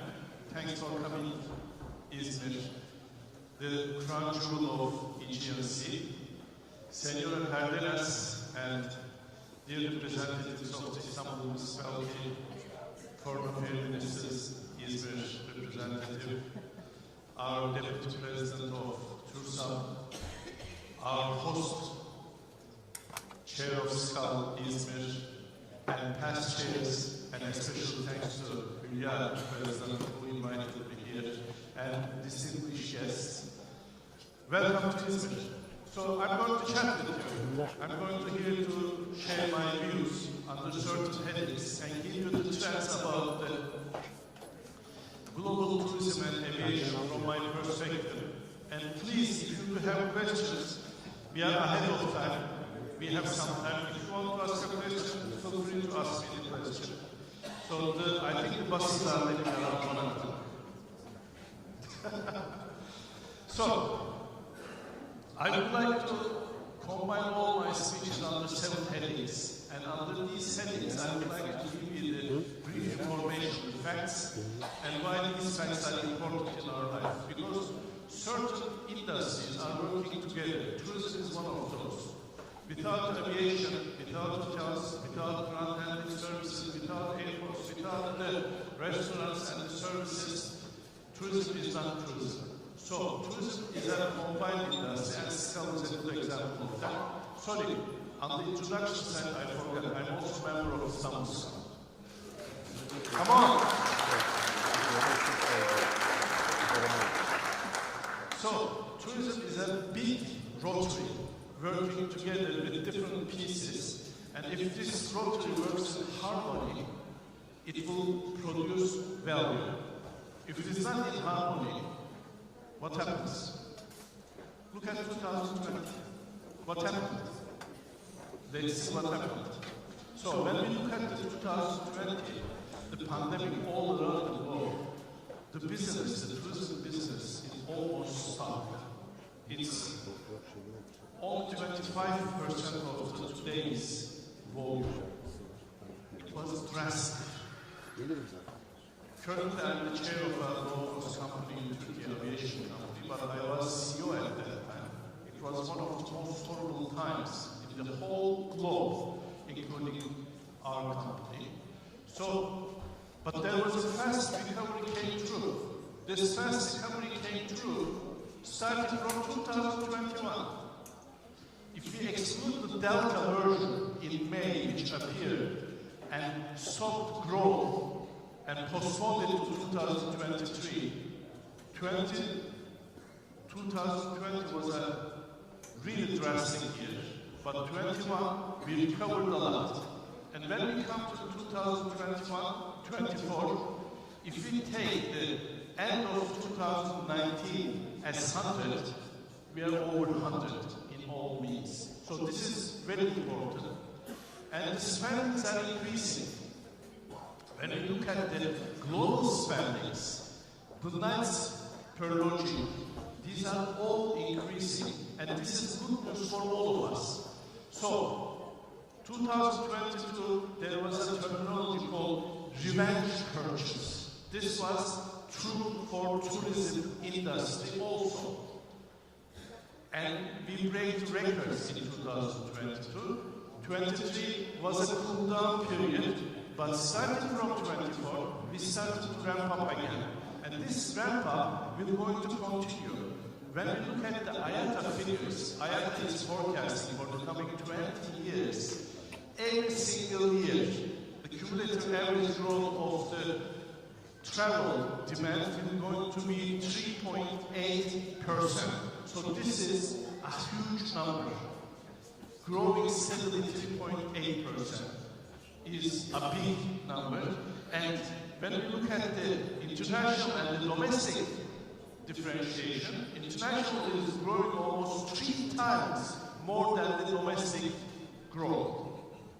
Of course, currently the domestic travel, because of the destinations and because of the nature of the countries, such as the United States, such as Turkey, or sometimes the inter-regional travel, such as Europe, such as Asia, is growing very fast. And 2/3 of the travel is coming from the domestic movements of the people. And this is the case for Türkiye also. Maybe Türkiye is a little bit different, but most of the countries are having their internal demand is high and increasing since 2020. When you look at the markets, of course, top 5 countries, the usual suspects are there, but newcomers are there. And the type of destinations are changing towards experience travel and experience demand. When we look at the top 10 countries on travel, they are accumulating 45% of total income. And the newcomers are countries like, there's a representation of Peru here, which I love to go to Machu Picchu, for example, Philippines, Vietnam, and Rwanda. African countries, besides the known destinations in Africa like Kenya, like South Africa, new countries are coming. So these are all increasing the demand towards international travel. Of course, we are receiving some problems because of this increasing international travel. If you remember the riots in Barcelona this year, and they said that no more tourists are wanted here, or the case in Venice, or during the religious fire in Türkiye, a city on the Mediterranean coast, Alanya, it was all on the news. People cannot even walk, not driving, cannot even walk because of the crowd during the demand, for the demand. Or Bodrum is a big entertaining city for Turkey, for international and domestic tourism. Normally the population of Bodrum is 400,000. During the summertime, it's increasing to 2 million. Plus 1 million is coming during the religious festivals for that short period of time, which is almost a week. So, infrastructure is according to 400,000. But the visitors sometimes can increase to 3 million. These are great problems. In Izmir, it is the case, if I'm not wrong, for the churchmen during the summer period also. The infrastructure and the demands during the summertime is so high, there's a difference how to match this. And the locals of those places are saying, enough, we don't want no more tourism. When we look at the top trends in the tourism is getting younger. Everyone is talking about millennials and the Gen Z. Millennials and Gen Z, I have to add on, are traveling more than the other generations. There are certain reasons. One of the reasons I know from my kids, they said that during the period of our employment, and they are at the start of their employment, the income we are creating is not enough to buy a car, is not enough to buy a house, or is not even enough to pay a mortgage. So what we are going to do? How are we going to entertain life? How? Thank you. Traveling, experiencing, and they are not going for the luxurious travel. They are mainly choosing, if they go with the airplanes, low cost, hostels, not 5-star hotels, but pensions or the 2-3-star hotels, but try to understand what's going on in the world, in their country, in different regions. And besides the historical sites, what are they looking for?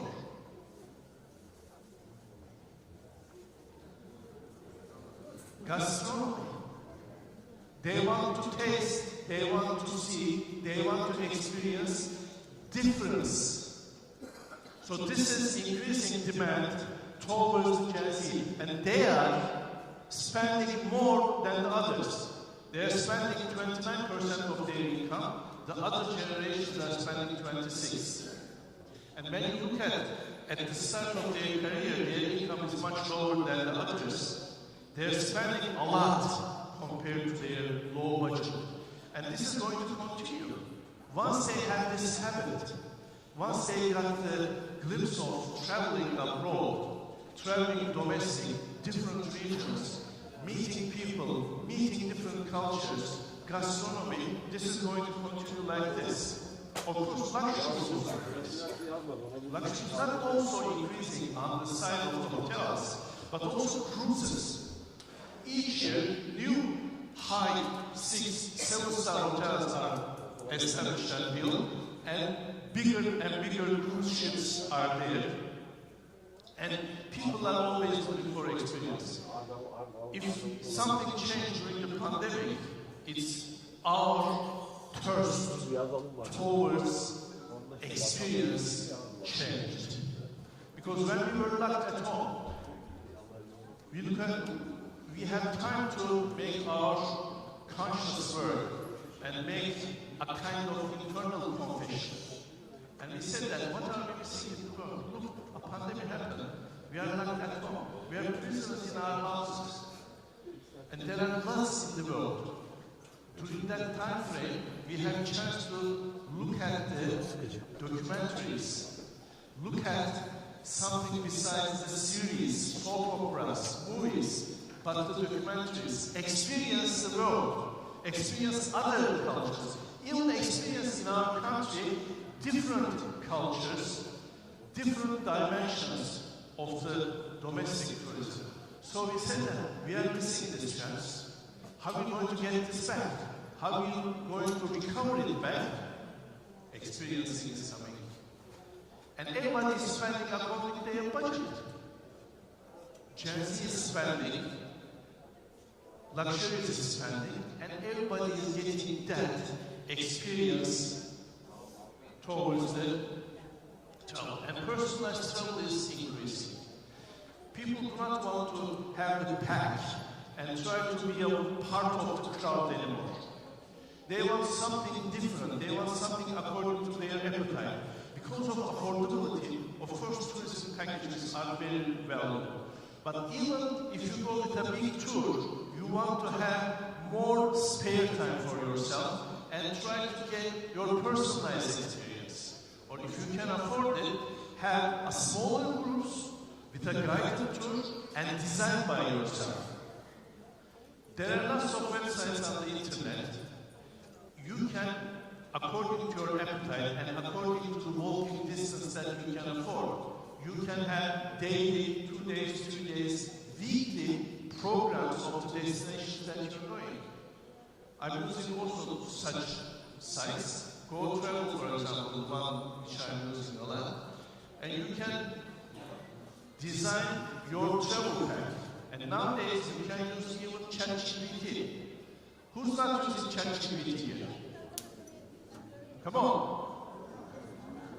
ChatGPT. AI. Who's not? Who's not using? Who's using?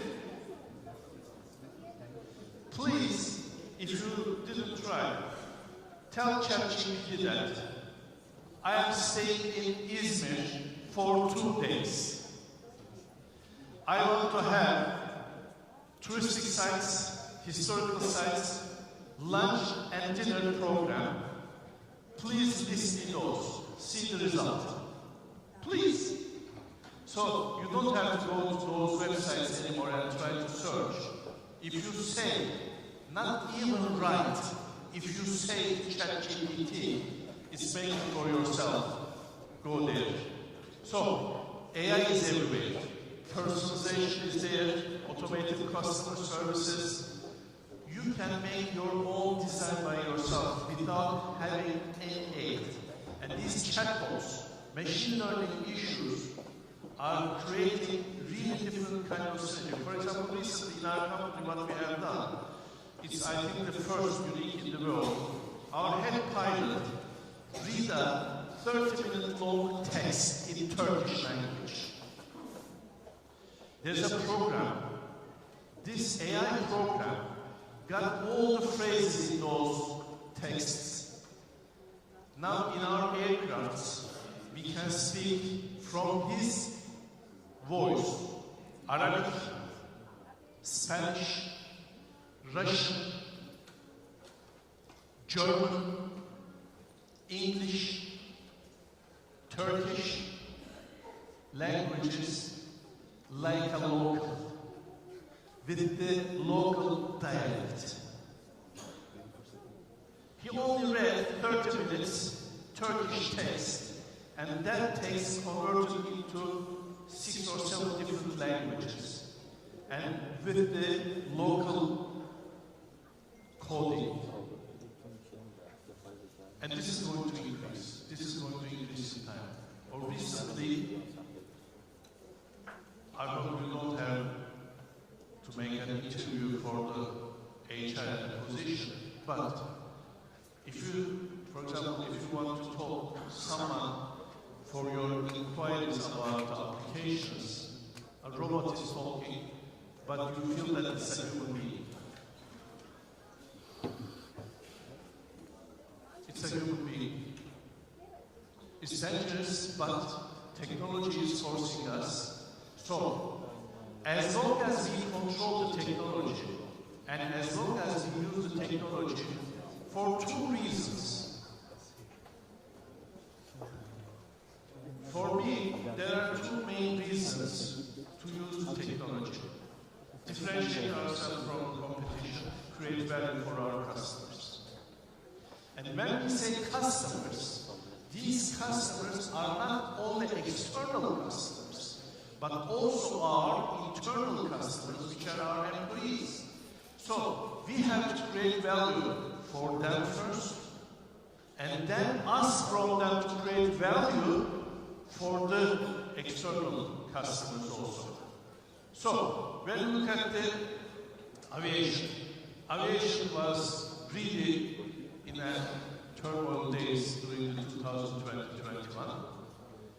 Türkiye was different among the other countries.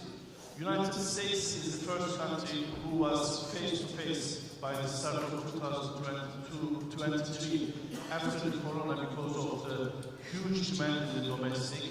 And among the giant countries, China is the last because they opened the China to the international traffic very late in 2023. For example, the IATA AGM is supposed to be 2022 in Shanghai, but they couldn't able to open Shanghai to international traffic. They couldn't able to open big cities of China for international traffic in 2022. So this affected the global recovery of the international tourism, but by the end of this year, by the start of this year, domestic travel was over 100% if we take 2019 year-end as 100. And nowadays, international is also over 100 compared to 2019. So there is a strong recovery, but we don't have this strong recovery on the profit side. So according to IATA estimations, the annual turnover is going to be around roughly $1 trillion, but the bottom line is going to be 30 billion, which is almost 3%. And do you know the profitability per customer? Which is around $6. Do you know the cup of Starbucks coffee in the United States? It's over $6. It's in average 6.8. So per customer profitability is lower than a cup of coffee. This has to change, but we have time for this, and we need time for this, because 2020 was a great hit on the profitability, and after 2020, the price increases, cost increases are enormous. You can feel from your own spendings. How much money you were earning, you know it in 2020 before the corona, and 2021, 22, 23, and you know your spendings. The spendings are increasing more than your earnings. So the difference means you're spending less. You're spending less. This is the problem of the globe at the moment. And that difference is coming back to us as high interest rates, as high inflation rates. Again, I'm not comparing Turkey because the high inflation is different from country to country. If it is 2-digit or high 1-digit in the Western countries, it is high inflation. sometimes we are having that high inflation monthly in Turkey. So, but everybody is facing high inflation, high costs, high interest rates according to their standards. And this is causing us to spend less. Of course, affordable air traffic is increasing, low cost is increasing, package deals are increasing, campaigns are increasing. Previously, the fulfillment of the campaigns are halved compared to pre-corona.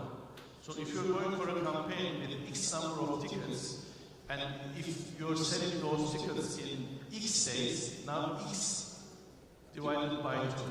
So people are campaign alerted, and they want to hear the privileges with having the loyalty cards, providing them these privileges, and having benefited the lower airfares in order to experience traveling. So, problems are there, and this is not only our problem.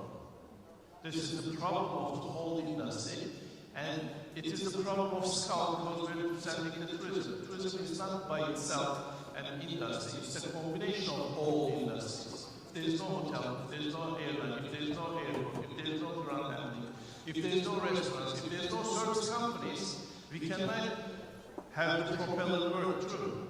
So these are the problems that we are facing. Sustainability is a problem for everyone. Everyone. And when we go to cost pressure, geopolitical uncertainties, there's a saying in Türkiye, in Turkish, your geography is your destiny, and as Turkey, we are facing that. Go back to 2022, the invasion of Ukraine by Russians. Go back to last year, the event started by Hamas and converted into a massacre nowadays. And recently, what happened to Lebanon? What's the reflection of this? Only for my company. Without any humanitarian issues, which is severe humanitarian issues, believe me, severe humanitarian issues, we just lost 10% of our income. So the tourists. The Middle Eastern tourism is a transit traffic mainly for Turkey because of our geographical locations. For example, the tourists coming from, or the passengers coming from Lebanon, Iran, Iraq, Jordan, previously from Israel. For example, 85% of the Israeli tourists are transit. So when you sell one ticket, and if it is returned, it's not 2 tickets, it's 4 tickets. But we have to survive and we have to live through. You can make money, you can regain the money, but the lost lives never come back. The people's pains, suffer, the kids, mothers, elders never come back. And this is going to continue in that region at least for 2 more decades. Because those people who were the victims of today, in Israel, in Palestine, in Lebanon, in Iran, in Iraq, in Syria, are going to feel that in their heart. And it's really hard for them to forget that. So we have to do something as human beings, as the people of this globe. Going back to the business, politics is not our issue. We are here to talk the developments. So, if you go to Turkish tourism is booming since 2022. We had a record year in 2009. With the corona, we lost all of it. Starting from 2021, we started to recover. 2022 was break-even. 2023, record. Our break-even was 52 million tourists to Turkey, which is equal to 2019 figures. Last year, 56 million tourists. This year, we're going towards 60 million tourists coming to our country. And Turkey is a very popular destination among the 1/10 of the whole globe. And we are making huge investments. Thanks to our former president, who passed away in the late 1990s, Mr. Özal. His idea was the Antalya tourism project and making Turkey as a tourism destination. Turkey, because of shortage of energy, is a current account deficit country. On the products and goods and services side, we are par. The amount of services and goods that we are exporting and importing are at par. But because we are not an energy manufacturing country, when we add energy on top of that, we are giving current account deficit, which is approximately, according to the natural gas and oil prices on the international markets, is around $50 billion per annum. So we need fresh cash. Tourism is one of the highest value-added industries in the whole world. 85% of every $100 spent in Turkey is generated by the Turkish enterprises, Turkish people. So that money, that value add is created here. This is the case for your respective countries also. So tourism is very important if you need fresh, hard currency, and which is resulting as future commercial relations. Again, in Turkish there is a saying, seeing is believing.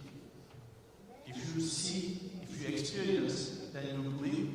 After that, you can come to a country as a tourist, you find out as yourself doing business in that country. So, Turkey is one of the top 10 tourism countries. People are demanding tourism, and we are making huge investments. Recently, so far, the total investments in the last, I can say, 15 years reached almost $27 billion. And among this, 22 of it is new investment, brand new investment, and $5 billion is also for the refurbishment of the existing premises. And leading destinations, Antalya on that side is number one. Then Istanbul is coming, Muğla is the other Dalaman Bodrum, Izmir is following that, and the Central Anatolia, Nevşehir, Cappadocia is coming there. But there are 7 main reasons to visit the country. Tourism is the umbrella of this. So, historic sites, entertainment, gastronomy, touristic sites like the seaside beaches,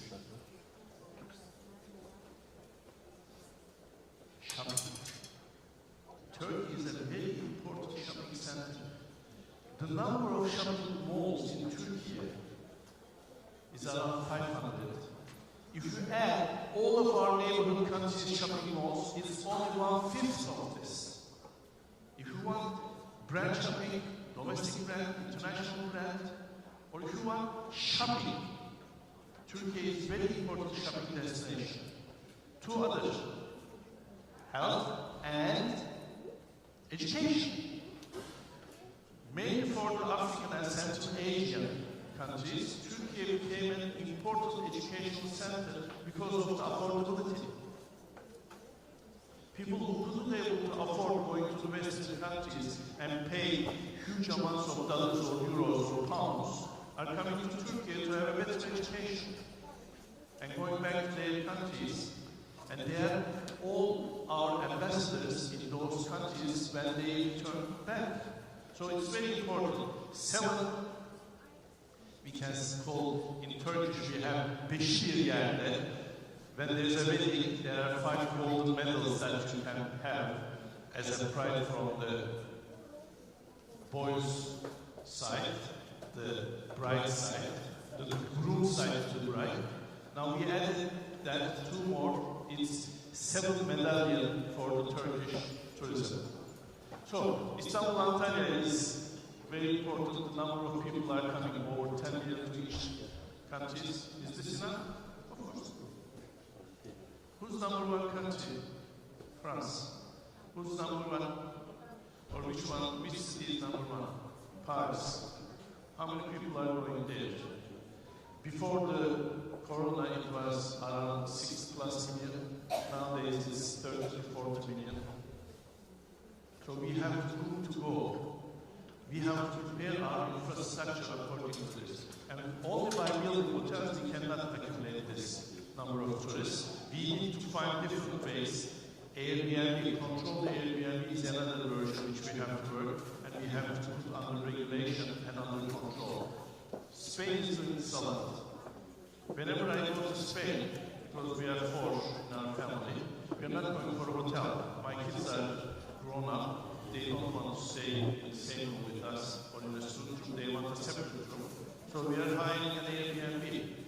We are downloading our IDs, passport numbers, making the advance payments, and when we go there, we are buzzing the ring, opening up with the code, the keychain, and getting our keys and entering the house. Everything is controlled. In advance, we are getting all of our documents, all of our paperwork, all of the payment. So there is no room for cheating.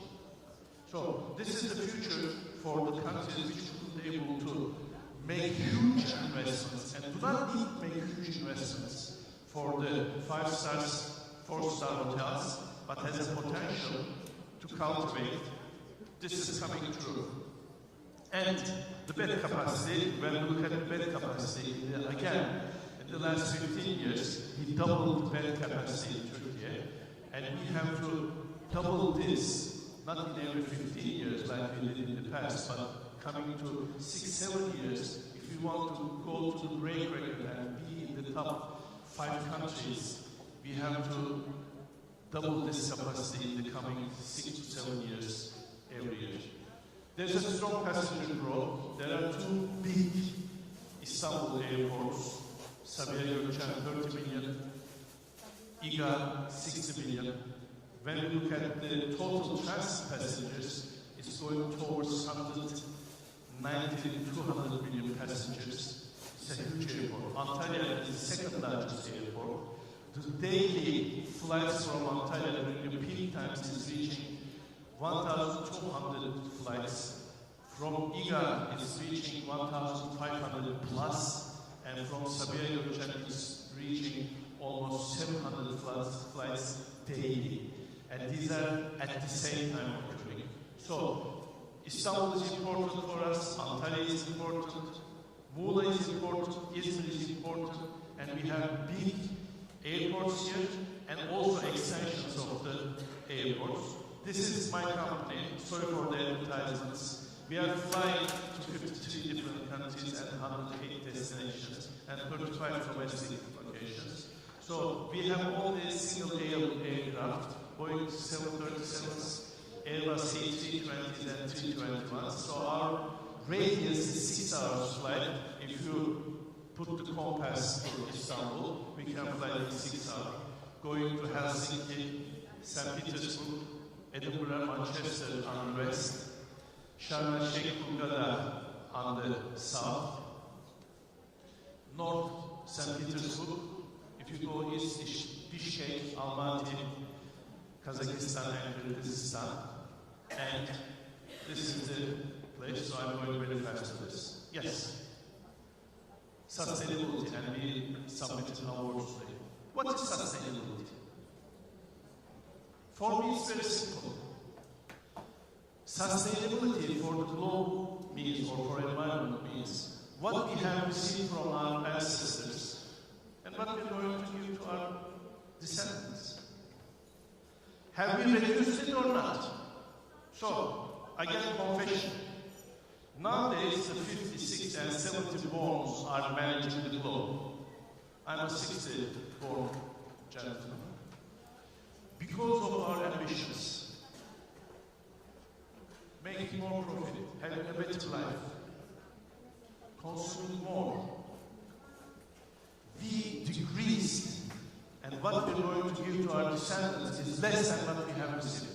This is sustainable. Ask this question to yourself.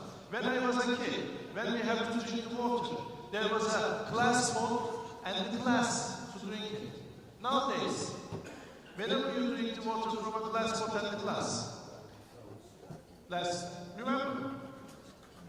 Long time ago, plastic is everywhere. And this plastic we are producing, we are demanding it.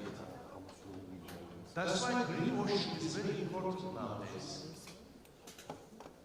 Everybody tries to drink glass waters, disposable glass waters. Why? Environment. That's greenwashing.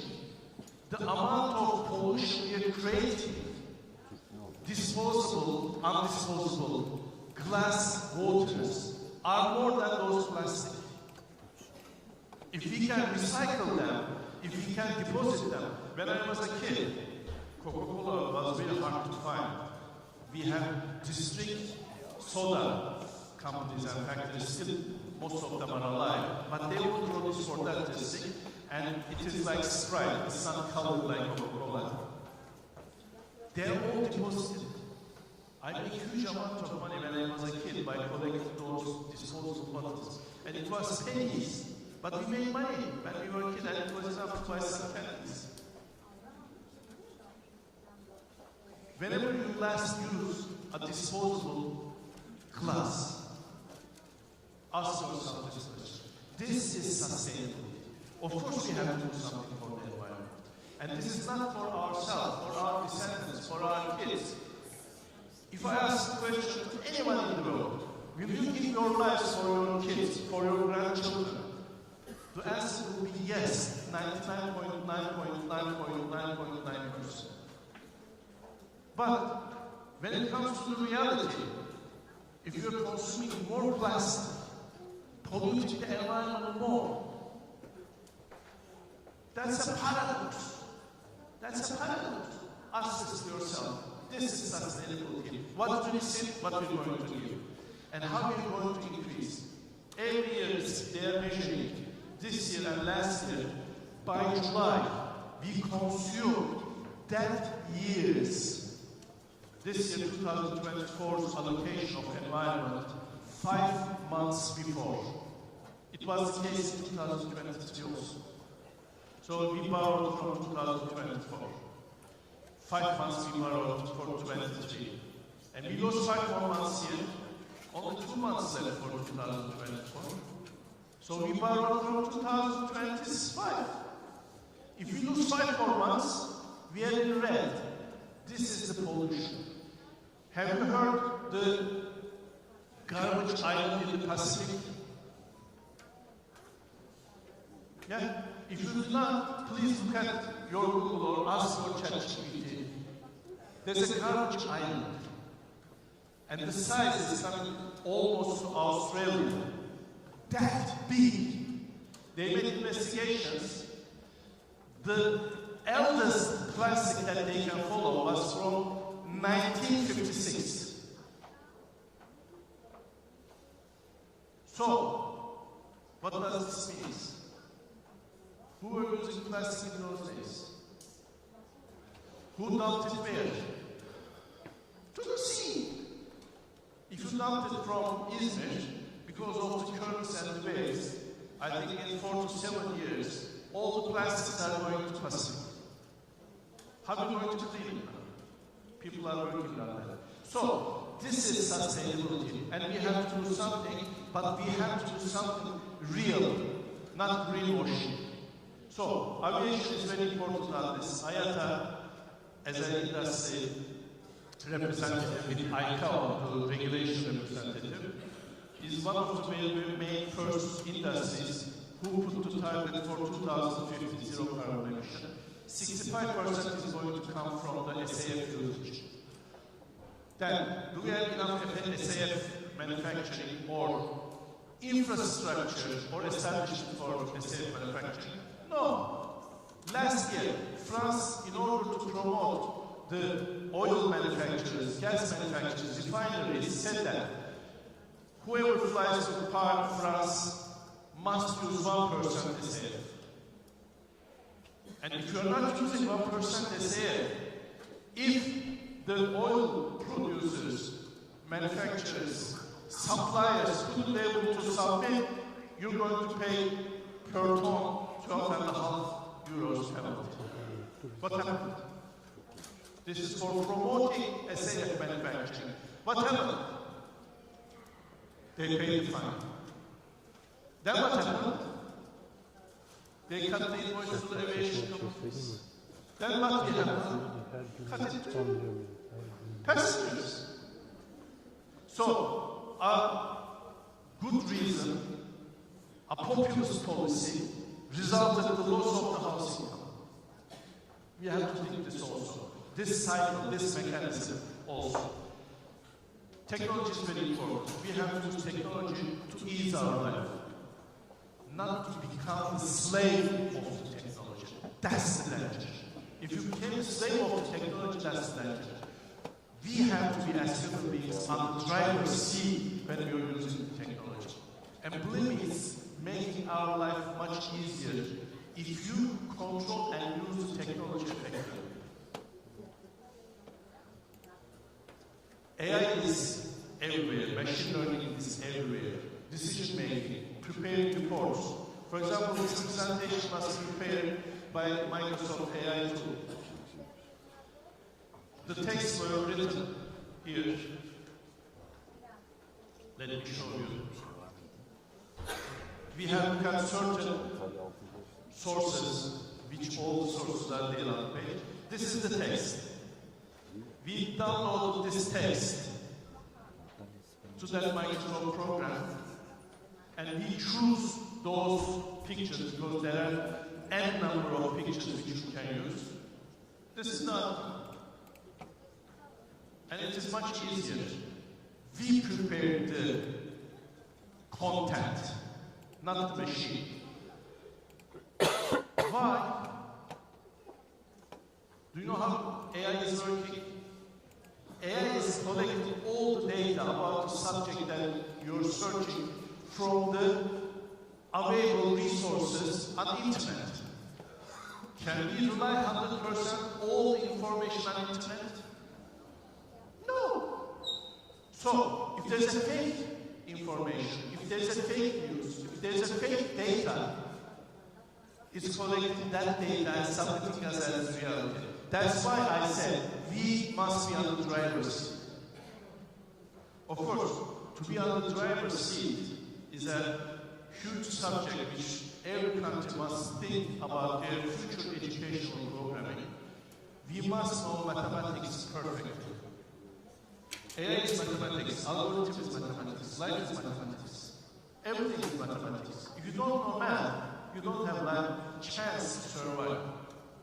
So, if you're on the driver's seat, AI is coming, machine learning is coming, Internet of Things is coming. We can use this for the sake of human beings, countries, companies, industries, and our personal lives. So, thank you all. I hope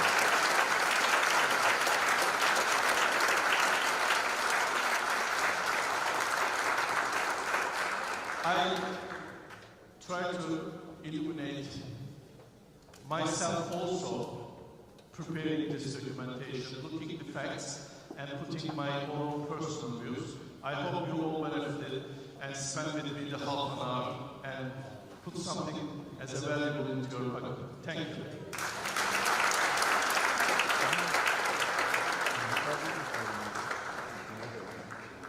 We thank you very much, dear Mr. Mehmet Nadev, for this wonderful speech. Now, it's showtime. It's time to give the floor to music and dance with your big applause. We invite to the stage Bornova Art Club, who will bring incredible cultural diversity and beauty of Türkiye just for you.